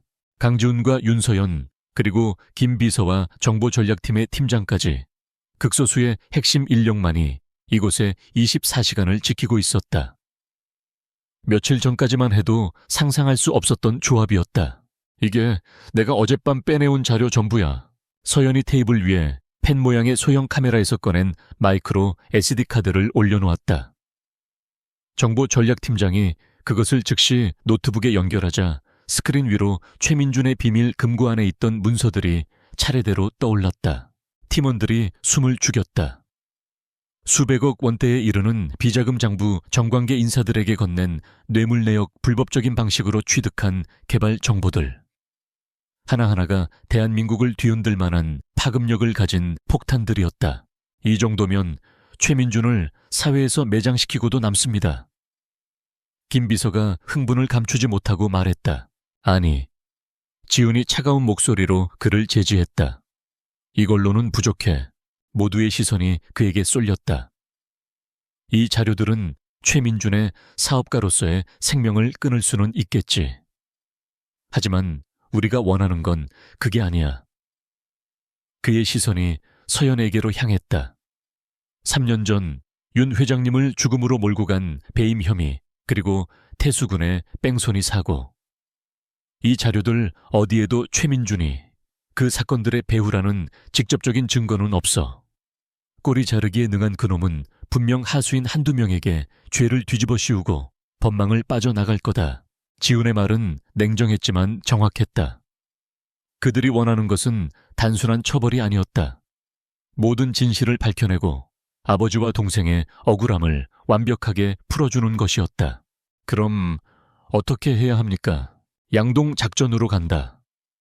지훈이 자리에서 일어나 거대한 스크린 앞에 섰다. 스크린에는 태강건설의 조직도와 현재 진행 중인 프로젝트 현황이 복잡하게 펼쳐져 있었다. 그는 마치 전쟁을 지휘하는 사령관 같았다. 내가 정면에서 최민준을 흔들겠어. 진숭그룹의 모든 역량을 동원해서 태강건설의 가장 중요한 프로젝트를 공격할 거다. 자금줄을 막고 주가를 폭락시키고 사방에서 압박을 가해서 그를 궁지에 몰아넣는 거야. 그의 계획은 대담하고 공격적이었다. 정신없이 몰아치는 위기 속에서 사람은 실수를 하기 마련이지. 특히 최민준처럼 의심 많고 편집증적인 인간은 더욱더. 그는 자신을 지켜줄 유일한 무기, 즉 3년 전 사건의 원본 장부와 증거들을 더 안전한 곳으로 옮기려 하거나 관련자들을 만나 입막음을 시도할 거다. 그리고 그의 시선이 다시 서연에게 멎었다. 그때가 바로 당신이 움직일 시간이야, 윤서연 씨. 지훈은 의도적으로 윤서연 씨라는 호칭을 사용했다. 이것이 사적인 감정이 배제된 두 사람의 공적인 연합임을 팀원들 앞에서 명확히 하기 위함이었다. 당신은 계속해서 릴리로 그의 곁에 머물러줘. 위기에 몰린 그는 심리적으로 가장 의지하는 사람에게 속내를 드러내게 되어 있어. 그의 약점을 파고들어 그의 입에서 직접 자백을 받아내거나 그가 숨겨둔 마지막 증거의 위치를 알아내야 해. 이것은 그야말로 지옥의 불구덩이로 그녀를 다시 밀어 넣는 것과 같은 계획이었다. 모두의 얼굴이 굳어졌다. 하지만 서연의 눈빛은 흔들리지 않았다. 그녀는 이미 각오가 되어 있었다. 내가 할게. 그렇게 세상에서 가장 위험한 체스 게임이 시작되었다. 그날 이후 별장은 24시간 잠들지 않았다. 지훈은 진숭그룹의 총수로서 태강건설을 향한 전면전을 지휘했다. 그는 태강건설이 사활을 걸고 있는 동남아 신도시 개발 프로젝트의 사업권을 뺏기 위해 움직였다. 해외 투자자들을 설득하고 현지 정부를 상대로 로비를 펼치고 언론을 통해 태강건설의 재무 건전성에 대한 의혹을 제기했다. 서연은 밤이 되면 다시 릴리가 되어 최민준에게 향했다. 그녀는 낮 동안 지훈과 함께 분석한 그의 심리적 약점을 교묘하게 파고들었다.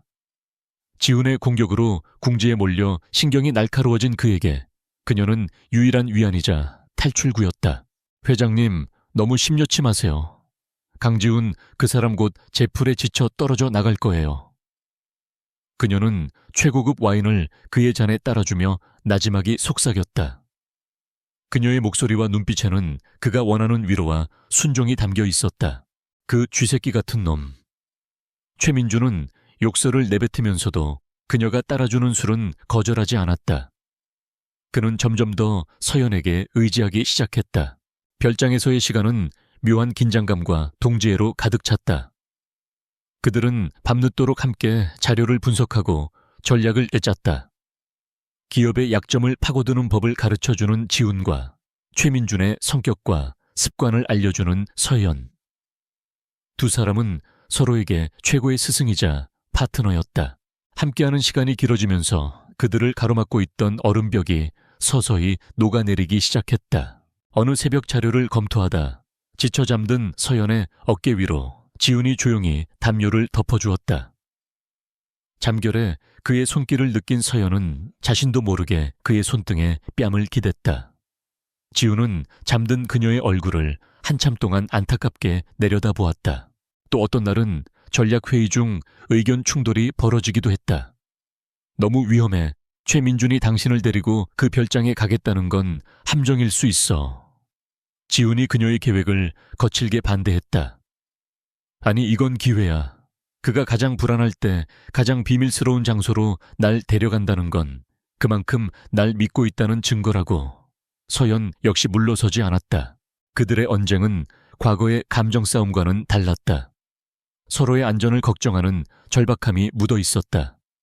결국 그들은 절충안을 찾아냈다. 서연이 그를 따라가는 대신 지훈이 제공한 초소형 위치, 추적기와 도청 장치를 몸에 숨기고 경호팀이 일정 거리 밖에서 그녀를 엄호하기로.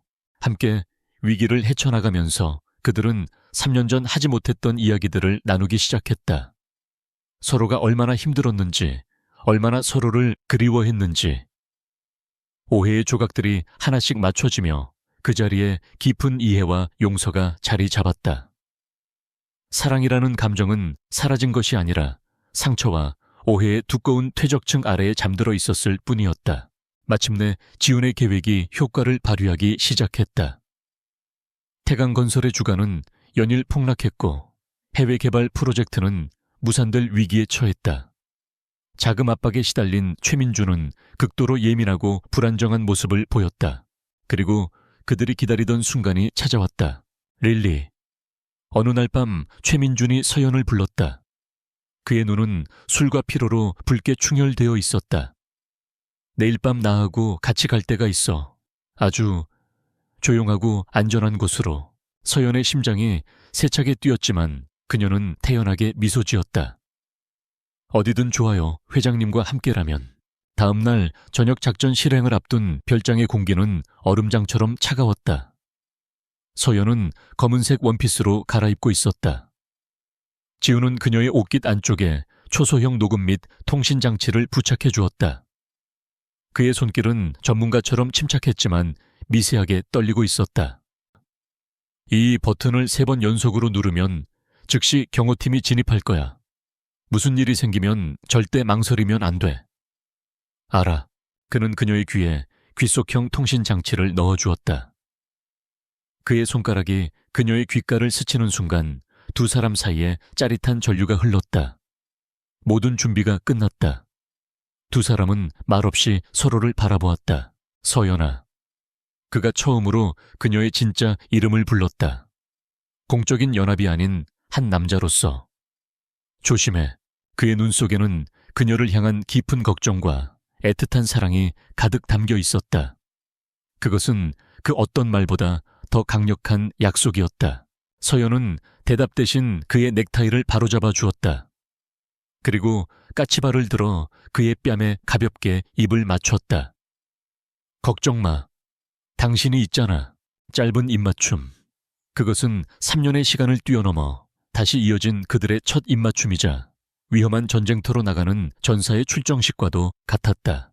서연은 결연한 표정으로 돌아섰다. 완벽하게 짜인 체스판 위, 이제 마지막 수를 둘 시간이었다. 퀸의 역할을 맡은 그녀가 킹을 잡기 위해 적진의 심장부로 걸어 들어가고 있었다. 서울의 밤하늘을 화려하게 수놓은 63빌딩 컨벤션 센터. 대한민국 정재계를 이끄는 거물들이 총출동하는 한국 기업인 연합자선갈라가 열리고 있었다. 눈부신 샹들리에 아래 최고급 샴페인 잔을 부딪히는 소리와 사교적인 웃음소리가 클래식 선율과 어우러져 화려한 교향곡을 만들어내고 있었다. 이 위선과 욕망이 뒤섞인 축제의 장 한가운데 두 개의 태풍이 서로를 향해 조용히 접근하고 있었다. 강지훈은 진숭그룹의 총수로서 그리고 이번 갈라의 최대 후원자로서 스포트라이트의 중심에 서 있었다. 그의 주변에는 그에게 잘 보이려는 사람들로 인산인해를 이루었지만 그의 시선은 오직 한 곳을 향하고 있었다. 행사장 반대편 오늘의 주인공인 최민준 회장의 곁. 그곳에는 짙은 남색의 벨벳 드레스를 입은 윤서연 아니 릴리가 서 있었다. 목걸이나 귀걸이 하나 없이도 그녀의 존재감은 그 어떤 보석보다 찬란하게 빛났다. 그녀는 최민준의 트로피처럼 그의 팔짱을 낀 채 완벽한 미소로 주변인들의 인사에 화답하고 있었다. 두 사람의 시선이 허공에서 짧게 마주쳤다. 그 찰나의 순간 그들은 눈빛만으로 마지막 약속을 확인했다. 준비됐어. 나도. 작전의 시작을 알리는 신호는 지훈의 연설이었다. 사회자의 소개로 단상에 오른 그는 평소의 냉철한 기업가다운 모습으로 진순그룹의 사회 공헌 비전에 대해 이야기하기 시작했다.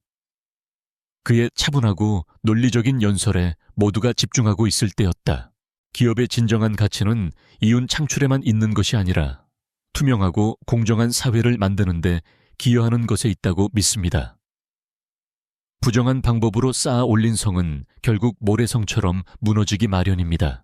그가 마지막 문장을 말하는 순간 속보입니다.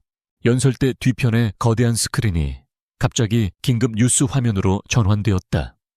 행사장에 있던 모든 사람들의 휴대폰에서도 동시에 뉴스 속보 알림이 울려 퍼졌다. 태강건설 수천억 원대 비자금 조성 및 탈세 혐의 포착. 검찰 압수수색 전격 돌입. 앵커의 흥분된 목소리와 함께 화면에는 서연이 최민준의 비밀 금괴에서 촬영했던 비자금 장부의 일부가 모자이크 처리된 채 떠올랐다. 그리고 태강건설 본사로 수사관들이 들이닥치는 실시간 영상이 이어졌다. 행사장은 순식간에 얼어붙었다.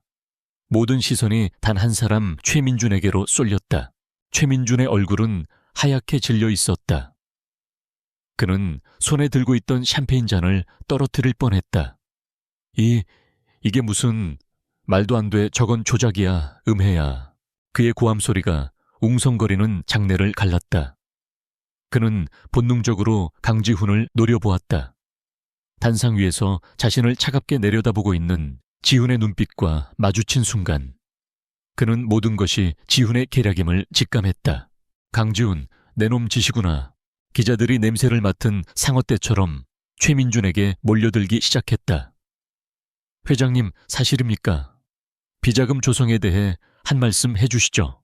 혼란의 중심에서 서연은 그의 팔을 더욱 꽉 붙잡았다. 그녀는 겁에 질린 연기를 완벽하게 해내고 있었다. 회장님, 이게 어떻게 된 일이에요? 무서워요. 그녀의 연약한 모습은 궁지에 몰린 최민준의 분노의 기름을 부었다. 그는 서연을 보호하려는 듯 자신의 뒤로 감싸며 기자들을 향해 소리쳤다. 다 닥쳐. 이건 진순그룹이 꾸민 비열한 함정이야. 하지만 아무도 그의 말을 믿지 않았다. 화면에 뜬 증거는 너무나도 명백했다. 그의 제국이 무너지는 소리가 들리는 듯했다. 서연은 그의 귓가에 악마처럼 속삭였다. 회장님, 강지훈 회장이 어떻게 저런 비밀 자료를... 설마 우리 내부에 첩자가 있는 거 아닐까요? 회장님의 가장 깊은 비밀까지 아는 그런 사람. 그녀의 말은 최민준의 편집증적인 의심에 불을 붙였다. 그의 눈이 충혈되며 주변의 모든 사람들을 의심스럽게 훑기 시작했다. 이 모든 것을 계획한 강지훈, 그리고 그에게 정보를 넘겨준 배신자. 그 생각에 이성을 잃어가고 있었다.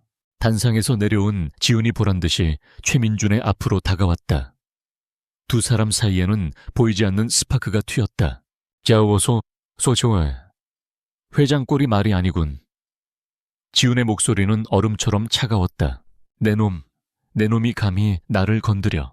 개운들인 건 내가 아니라 자네의 탐욕이겠지. 지훈은 최민준을 지나쳐 그의 옆에 서 있는 서연에게 시선을 주었다. 그의 눈빛에는 아주 희미한 그녀만이 알아볼 수 있는 걱정이 스쳐 지나갔다. 이런 추악한 자리에 어울리지 않는 분이군. 릴리 씨, 괜찮다면 잠시 자리를 피하는 게 어떻겠어? 지훈의 행동은 계산된 도발이었다. 자신의 여자인 릴리에게 접근하는 지훈의 모습에 최민준의 마지막 이성의 끈이 끊어졌다. 내 여자한테서 손 떼 이 개자식아. 최민준이 지훈, 내 멱살을 잡으려 달려들었다. 주변의 경호원들이 급히 그를 제지했다. 행사장은 아수라장이 되었다. 여자 지훈, 준이 경멸적인 웃음을 흘렸다. 3년 전에도 내 놈은 그런 식으로 내 것을 빼앗아 갔지. 내 회사, 내 명예, 그리고 내 아내까지. 내 아나에 최민준이 미친 사람처럼 웃기 시작했다. 아, 윤서연, 그 계집말인가. 빼앗아가 아니지. 내가 버려준 거야. 너 같은 멍청한 놈한테서. 그 순간 서연의 귀에 꽂힌 통신장치에서 지훈의 나지막한 목소리가 들려왔다. 지금이야 서연아. 그를 더 몰아붙여. 서연은 결심을 굳혔다. 그녀는 최민준의 품에서 벗어나 상처 입은 표정으로 그를 바라보았다. 회장님, 지금 그게 무슨 말씀이세요? 자신이 유일하게 믿었던 릴리마저 자신을 의심하는 듯한 눈빛으로 바라보자 최민준은 완전히 무너졌다. 그는 자신의 결백함과 위대함을 증명이라도 하듯 모든 비밀을 스스로 폭로하기 시작했다. 명청한 강지훈 놈, 넌 아직도 네가 왜 이혼당했는지 모르는 모양이지. 그가 행사장에 있는 모든 사람이 들으라는 듯이 외쳤다. 내 놈 장인 회사를 내가 먹은 것 때문에 그건 시작에 불과했어. 윤서연이 너를 떠난 진짜 이유는 내가 그녀에게 아주 특별한 선물을 보내줬기 때문이야. 지훈의 얼굴이 싸늘하게 굳었다. 특별한 선물. 기억나나 강지훈, 네가 파리 출장을 갔을 때 내 호텔방에서 어떤 여자랑 함께 밤을 보내는 사진. 내 서명이 담긴 윤서연에게 이혼을 요구하는 합의서까지. 최민준이 광기 어린 눈으로 웃었다. 전부 다 내가 만들었지. 내 필적을 흉내내고 합성 사진을 만들어서 윤서연에게 보냈어. 남편에게 처절하게 배신당했다고 믿게 만든 거야. 내 놈들은 내 손바닥 안에서 노란한 한심한 인형들이었을 뿐이라고. 충격적인 진실. 행사장의 모든 공기가 멈춰버렸다. 서연은 그 자리에 얼어붙었다. 그녀는 아버지를 무너뜨린 증거를 보고 지훈을 오해했다고만 생각했다. 그 이면에 남편의 외도라는 더 지독하고 개인적인 배신이 꾸며져 있었다는 사실은 꿈에도 몰랐다. 최민준은 그녀의 사랑과 신뢰 그 자체를 파괴했던 것이다. 하지만 가장 큰 충격을 받은 것은 강지훈이었다. 그는 서연이 사업적인 오해 때문에 자신을 떠났다고만 생각했다. 그래서 언젠가 진실이 밝혀지면 그녀가 돌아올 것이라는 희미한 희망을 품고 있었다. 하지만 아니었다. 그녀는 그가 자신을 배신했다고 다른 여자와 바람을 피우고 이혼을 요구했다고 믿고 있었던 것이다. 그녀가 3년 전 그토록 차갑고 단호하게 돌아설 수밖에 없었던 진짜 이유, 그 지독한 상처의 실체를 이제야 알게 되었다. 그의 심장이 산산조각 나는 것 같았다. 최민준은 자신이 무슨 말을 내뱉었는지도 모른 채 승리감에 도취되어 있었다. 하지만 그의 주변에는 경멸과 혐오의 시선만이 가득했다. 그는 수많은 증인들 앞에서 자신의 입으로 모든 범죄를 자백한 셈이었다. 화려했던 자선갈라는 한 남자의 추악한 진실이 까발려지는 심판의 장으로 변해 있었다. 최민준이 기자들과 수사관들에게 둘러싸여 끌려나가는 혼란의 와중에도 지훈과 서연은 서로에게서 눈을 떼지 못했다. 그들의 눈빛 속에는 충격과 아픔, 그리고 3년이라는 시간 동안 서로를 핥히었던 오해의 실체에 대한 깊은 절망이 담겨 있었다. 그들의 복수는 성공했다. 하지만 그 복수의 끝에서 마주한 진실은 두 사람의 관계에 또 다른 거대한 폭풍을 예고하고 있었다. 자선갈라에 화려했던 불빛이 꺼진 도시의 밤은 유난히 어둡고 차가웠다. 강지훈의 세단이 소리 없이 아스팔트 위를 미끄러지고 있었다. 최민준의 자백으로 아수라장이 된 행사장을 빠져나온 후 차 안에는 무거운 침묵만이 감돌았다. 승리의 환호도 복수의 성취감도 없었다. 그 자리에는 뒤늦게 알게 된 진실의 잔인한 무게가 두 사람을 짓누르고 있었다. 지훈은 운전대를 잡은 손에 힘을 주었다. 뼈마디가 하얗게 드러날 정도였다. 서연이 지난 3년간 어떤 심정으로 살아왔을지 그가 감히 상상조차 할 수 없었다. 사업상의 오해가 아니었다. 남편의 외도, 그것도 가장 비열한 방식으로 조작된 배신. 그녀가 겪었을 고통과 절망의 깊이를 생각하자 심장이 갈갈이 찢기는 것 같았다. 그녀를 지켜주지 못했다는, 오히려 그녀의 상처를 헤집었다는 죄책감이 그의 목을 졸랐다. 서연은 창밖의 풍경을 응시하고 있었지만 그녀의 시선은 아무것도 담고 있지 않았다. 텅 비어 있었다. 최민준의 마지막 자백은 그녀의 기억 속에 있던 과거를 완전히 다른 그림으로 바꿔놓았다. 그녀가 그토록 증오했던 강지훈의 배신은 존재하지 않았다. 오직 한 남자의 추악한 욕망이 만들어낸 거대한 연극만이 있었을 뿐이다. 그 연극 속에서 그와 그녀는 서로에게 상처를 입히는 비극적인 주인공 역할을 맡았던 것이다. 미안해. 침묵을 깬 것은 지훈이었다. 그의 목소리는 모래처럼 까슬했다. 내가 너무 무지했어. 네가 그런 상처를 안고 있었을 거라고는 꿈에도 몰랐다. 서연은 천천히 고개를 돌려 그를 바라보았다. 그의 옆 얼굴에 드리운 고통의 그림자가 그녀의 마음을 아프게 했다. 당신 탓이 아니야. 그녀가 나지막이 말했다. 우리 둘 다 그의 손바닥 위에서 놀아났을 뿐이야. 그 순간 지훈의 휴대폰 아까라엽이 날카롭게 울렸다. 발신자 표시 제한 번호. 불길한 예감이 그의 등골을 스쳤다. 그는 블루투스 헤드셋을 끼고 전화를 받았다. 여보세요. 강지훈 회장. 오랜만인가. 수화기 너머로 들려오는 목소리. 지독한 증오와 광기가 서려 있는 최민준의 목소리였다. 지훈의 눈빛이 싸늘하게 변했다. 최민준, 내 놈 어떻게 빠져나온 거지? 하하하하, 대한민국 검찰도 경찰도 아직은 내 사람들이 좀 남아있거든. 내 놈 덕분에 모든 걸 잃었지만 마지막 선물 하나는 주고 가야 하지 않겠어. 무세운 꿍꿍이야. 선물은 내 옆에 있는 그 예쁜 릴리 양에게 주는 거야. 지금 당장 한강중앙병원으로 사람을 보내는 게 좋을 거다.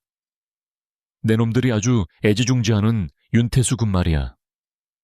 내 부하들이 지금 그놈의 산소호흡기를 손에 쥐고 있거든. 내 전화 한 통이면 바로 꺼버릴 수 있어. 이 개자식. 지훈이 이성을 잃고 소리쳤다. 옆에 있던 서연의 얼굴이 하얗게 질렸다. 1시간 주지. 최민준의 목소리는 미친놈처럼 즐거워 보였다. 태강건설이 예전에 쓰던 김포의 폐공장으로 와. 윤서연 그 계집도 함께. 만약 경찰에 알리거나 딴짓을 하면 내 놈들은 네 처남의 사망 소식을 뉴스로 접하게 될 거다. 아, 물론 둘이 함께 와야 해. 혼자 오면 약속은 무효야. 날깍. 전화가 끊겼다. 태수가 위험해. 서연의 목소리가 절망적으로 떨렸다. 지훈은 급히 차를 갓길에 세웠다. 그는 김 비서에게 전화를 걸어 병원의 상황을 파악하고 동시에 자신의 모든 경호 인력을 김포 폐공장으로 집결시키라고 명령했다. 최대한 조용하고 신속하게 포위망을 구축해. 내가 신호를 보내기 전까지는 절대 모습을 드러내지 마. 그는 전화를 끊고 서연을 바라보았다. 넌 여기 있어. 내가 혼자 갈게. 안 돼. 서연이 단호하게 외쳤다. 그녀의 눈은 두려움으로 떨리고 있었지만 그보다 더 강한 결의가 담겨 있었다. 그는 날 원해. 우리 가족 때문에 벌어진 일이야. 당신 혼자 가게 둘 수 없어. 거서 같이 가야 해. 가. 위험해. 우리가 함께 시작한 일이잖아. 끝도 같이 봐야지. 그녀의 단호한 눈빛 앞에서 지훈은 더 이상 그녀를 말릴 수 없었다. 이것은 그들 두 사람이 함께 맞서야 할 마지막 싸움이었다. 김포의 폐공장은 도시의 상처처럼 버려져 있었다. 녹슨 철골 구조물들과 깨진 유리창들이 달빛 아래 으스스한 그림자를 만들어냈다. 지훈과 서연이 공장 안으로 들어서자 최민준이 텅 빈 공장 중앙 낡은 의자에 앉아 그들을 기다리고 있었다. 그의 모습은 더 이상 화려한 기업 총수가 아니었다. 모든 것을 잃고 실성한 도박꾼의 모습이었다. 그의 옆에는 충성스러운 부하 두어 명만이 남아있었다. 와스건. 최민준이 박수를 치며 일어섰다. 아주 보기 좋은 그림이야. 3년 만에 다시 만난 비운의 연인이라. 내 작품 중 최고의 걸작이지. 태수는 서연이 다급하게 물었다. 걱정 마. 아직은 숨을 쉬고 있으니까. 최민준이 휴대폰을 꺼내 영상통화를 연결해 했다. 화면에는 병실에 누워있는 태수의 모습과 그의 산소호흡기 옆에 서 있는 부하의 모습이 보였다. 하지만 내가 여기서 즐겁지 않으면 저놈의 숨도 먹게 되겠지. 원하는 게 뭐야? 지훈이 그를 노려보며 말했다. 원하는 거. 최민준이 광기 어린 웃음을 터뜨렸다. 이미 다 이뤘는데 원하는 게 뭐가 있겠어. 그냥 마지막으로 너희들이 내 앞에서 무너지는 모습을 보고 싶을 뿐이야. 특히 너 강지훈. 그는 천천히 지훈에게 다가왔다. 넌 언제나 나보다 위에 있었지. 좋은 가문, 뛰어난 머리, 그리고 윤서영까지. 난 네가 가진 모든 것을 빼앗고 싶었다. 그래서 내장인 회사를 무너뜨리고 네 아내의 마음까지 찢어놨지. 그 합성 사진을 보고 절망하던 윤서연의 얼굴 아직도 생생해. 그만해, 이 악마 같은 놈. 서연이 소리쳤다. 악마 최민준의 시선이 서연에게 향했다. 진짜 악마는 너희 아버지였어. 과거에 내가 아직 보잘것없었을 때 네 아버지가 내 아이디어를 훔치고 날 배신했지. 난 그냥 되갚아 줬을 뿐이야. 부모의 죗값을 자식이 치르는 건 당연한 거 아니겠어. 그는 품 안에서 권총을 꺼내 들었다. 지훈과 서연의 얼굴이 굳어졌다. 자, 마지막 게임을 시작해볼까. 최민준이 총구를 지훈과 서연 사이에서 왔다 갔다 하며 말했다. 강지훈, 네가 여기서 죽으면 내가 윤서연과 내 처남은 살려주지. 대신 내 모든 재산은 사회에 환원한다는 유서를 써야 할 거야. 어때, 사랑하는 여자를 위해 목숨을 바칠 수 있나? 그것은 선택의 여지가 없는 제안이었다. 지훈은 한치의 망설임도 없이 대답했다. 좋아, 내가 죽지. 대신 그들이 안전하다는 걸 내 눈으로 확인해야겠다. 지훈 씨 안 돼. 서연이 그의 앞을 막아섰다. 바로 그 순간이었다. 서연이 최민준의 시선을 끄는 사이 지훈은 허리에 숨기고 있던 소형 신호기를 작동시켰다. 그의 경호팀에게 보내는 진입 신호였다. 최민준의 손가락이 방가쇠를 당기려던 찰나 공장. 외부의 모든 창문이 동시에 깨지며 검은 복장의 경호팀 요원들이 쏟아져 들어왔다. 움직이지 마. 혼란이 공장을 휩쌌다. 최민준의 부하들은 순식간에 제압당했다. 당황한 최민준은 서연을 붙잡아 인질로 삼으려 했다. 하지만 그보다 지훈의 움직임이 더 빨랐다. 그는 몸을 날려 최민준을 덮쳤고 두 사람의 몸이 뒤엉켜 바닥을 굴렀다. 당! 격렬한 몸싸움 중 총이 격발되었다. 총알은 천장에 낡은 철구를 맞고 튕겨나갔다. 지훈은 최민준의 손목을 꺾어 총을 떨어뜨리게 하는데 성공했다. 몇 차례의 격렬한 타격 끝에 지훈은 마침내 최민준을 완전히 제압했다. 허읍, 허읍. 거친 숨소리만이 텅 빈 공장을 채웠다. 경호팀 요원들이 달려와 최민준의 몸에 수갑을 채웠다. 강지훈, 이대로 안 끝나. 내가 죽어서도 널 저주할 거야.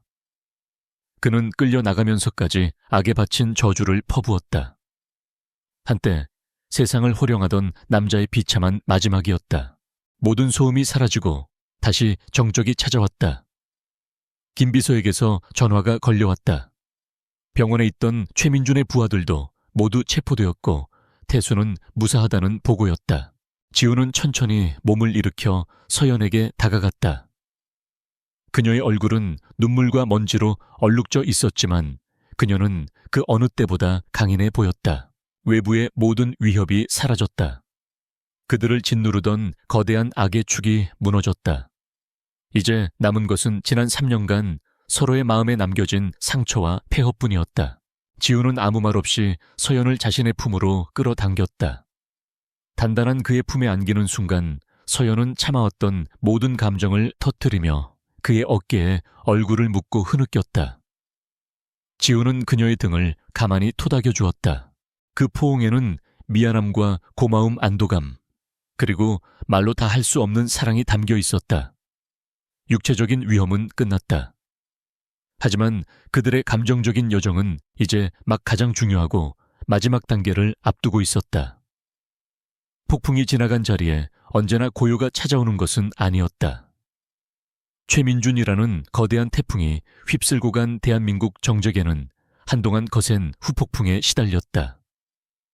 연일 뉴스에서는 태강건설의 비리 수사 속보가 헤드라인을 장식했다. 그의 비밀 장부에 이름이 오르내린 수많은 정치인과 공직자들이 줄줄이 소환되었고 그의 추악한 범죄 행각이 만천에 드러났다. 세상은 그를 희대의 악마라 불렀다. 언론은 그가 어떻게 한 가문을 파멸시키고 젊은 부부의 인생을 송두리째 망가뜨렸는지 상세하게 보도했다. 진숭그룹의 강지훈 회장과 그의 전 부인이 그 비극의 주인공이었다는 사실이 알려지자 대중의 동정과 응원이 두 사람에게 쏟아졌다. 하지만 강지훈과 윤서연에게 그런 세간의 관심은 중요하지 않았다.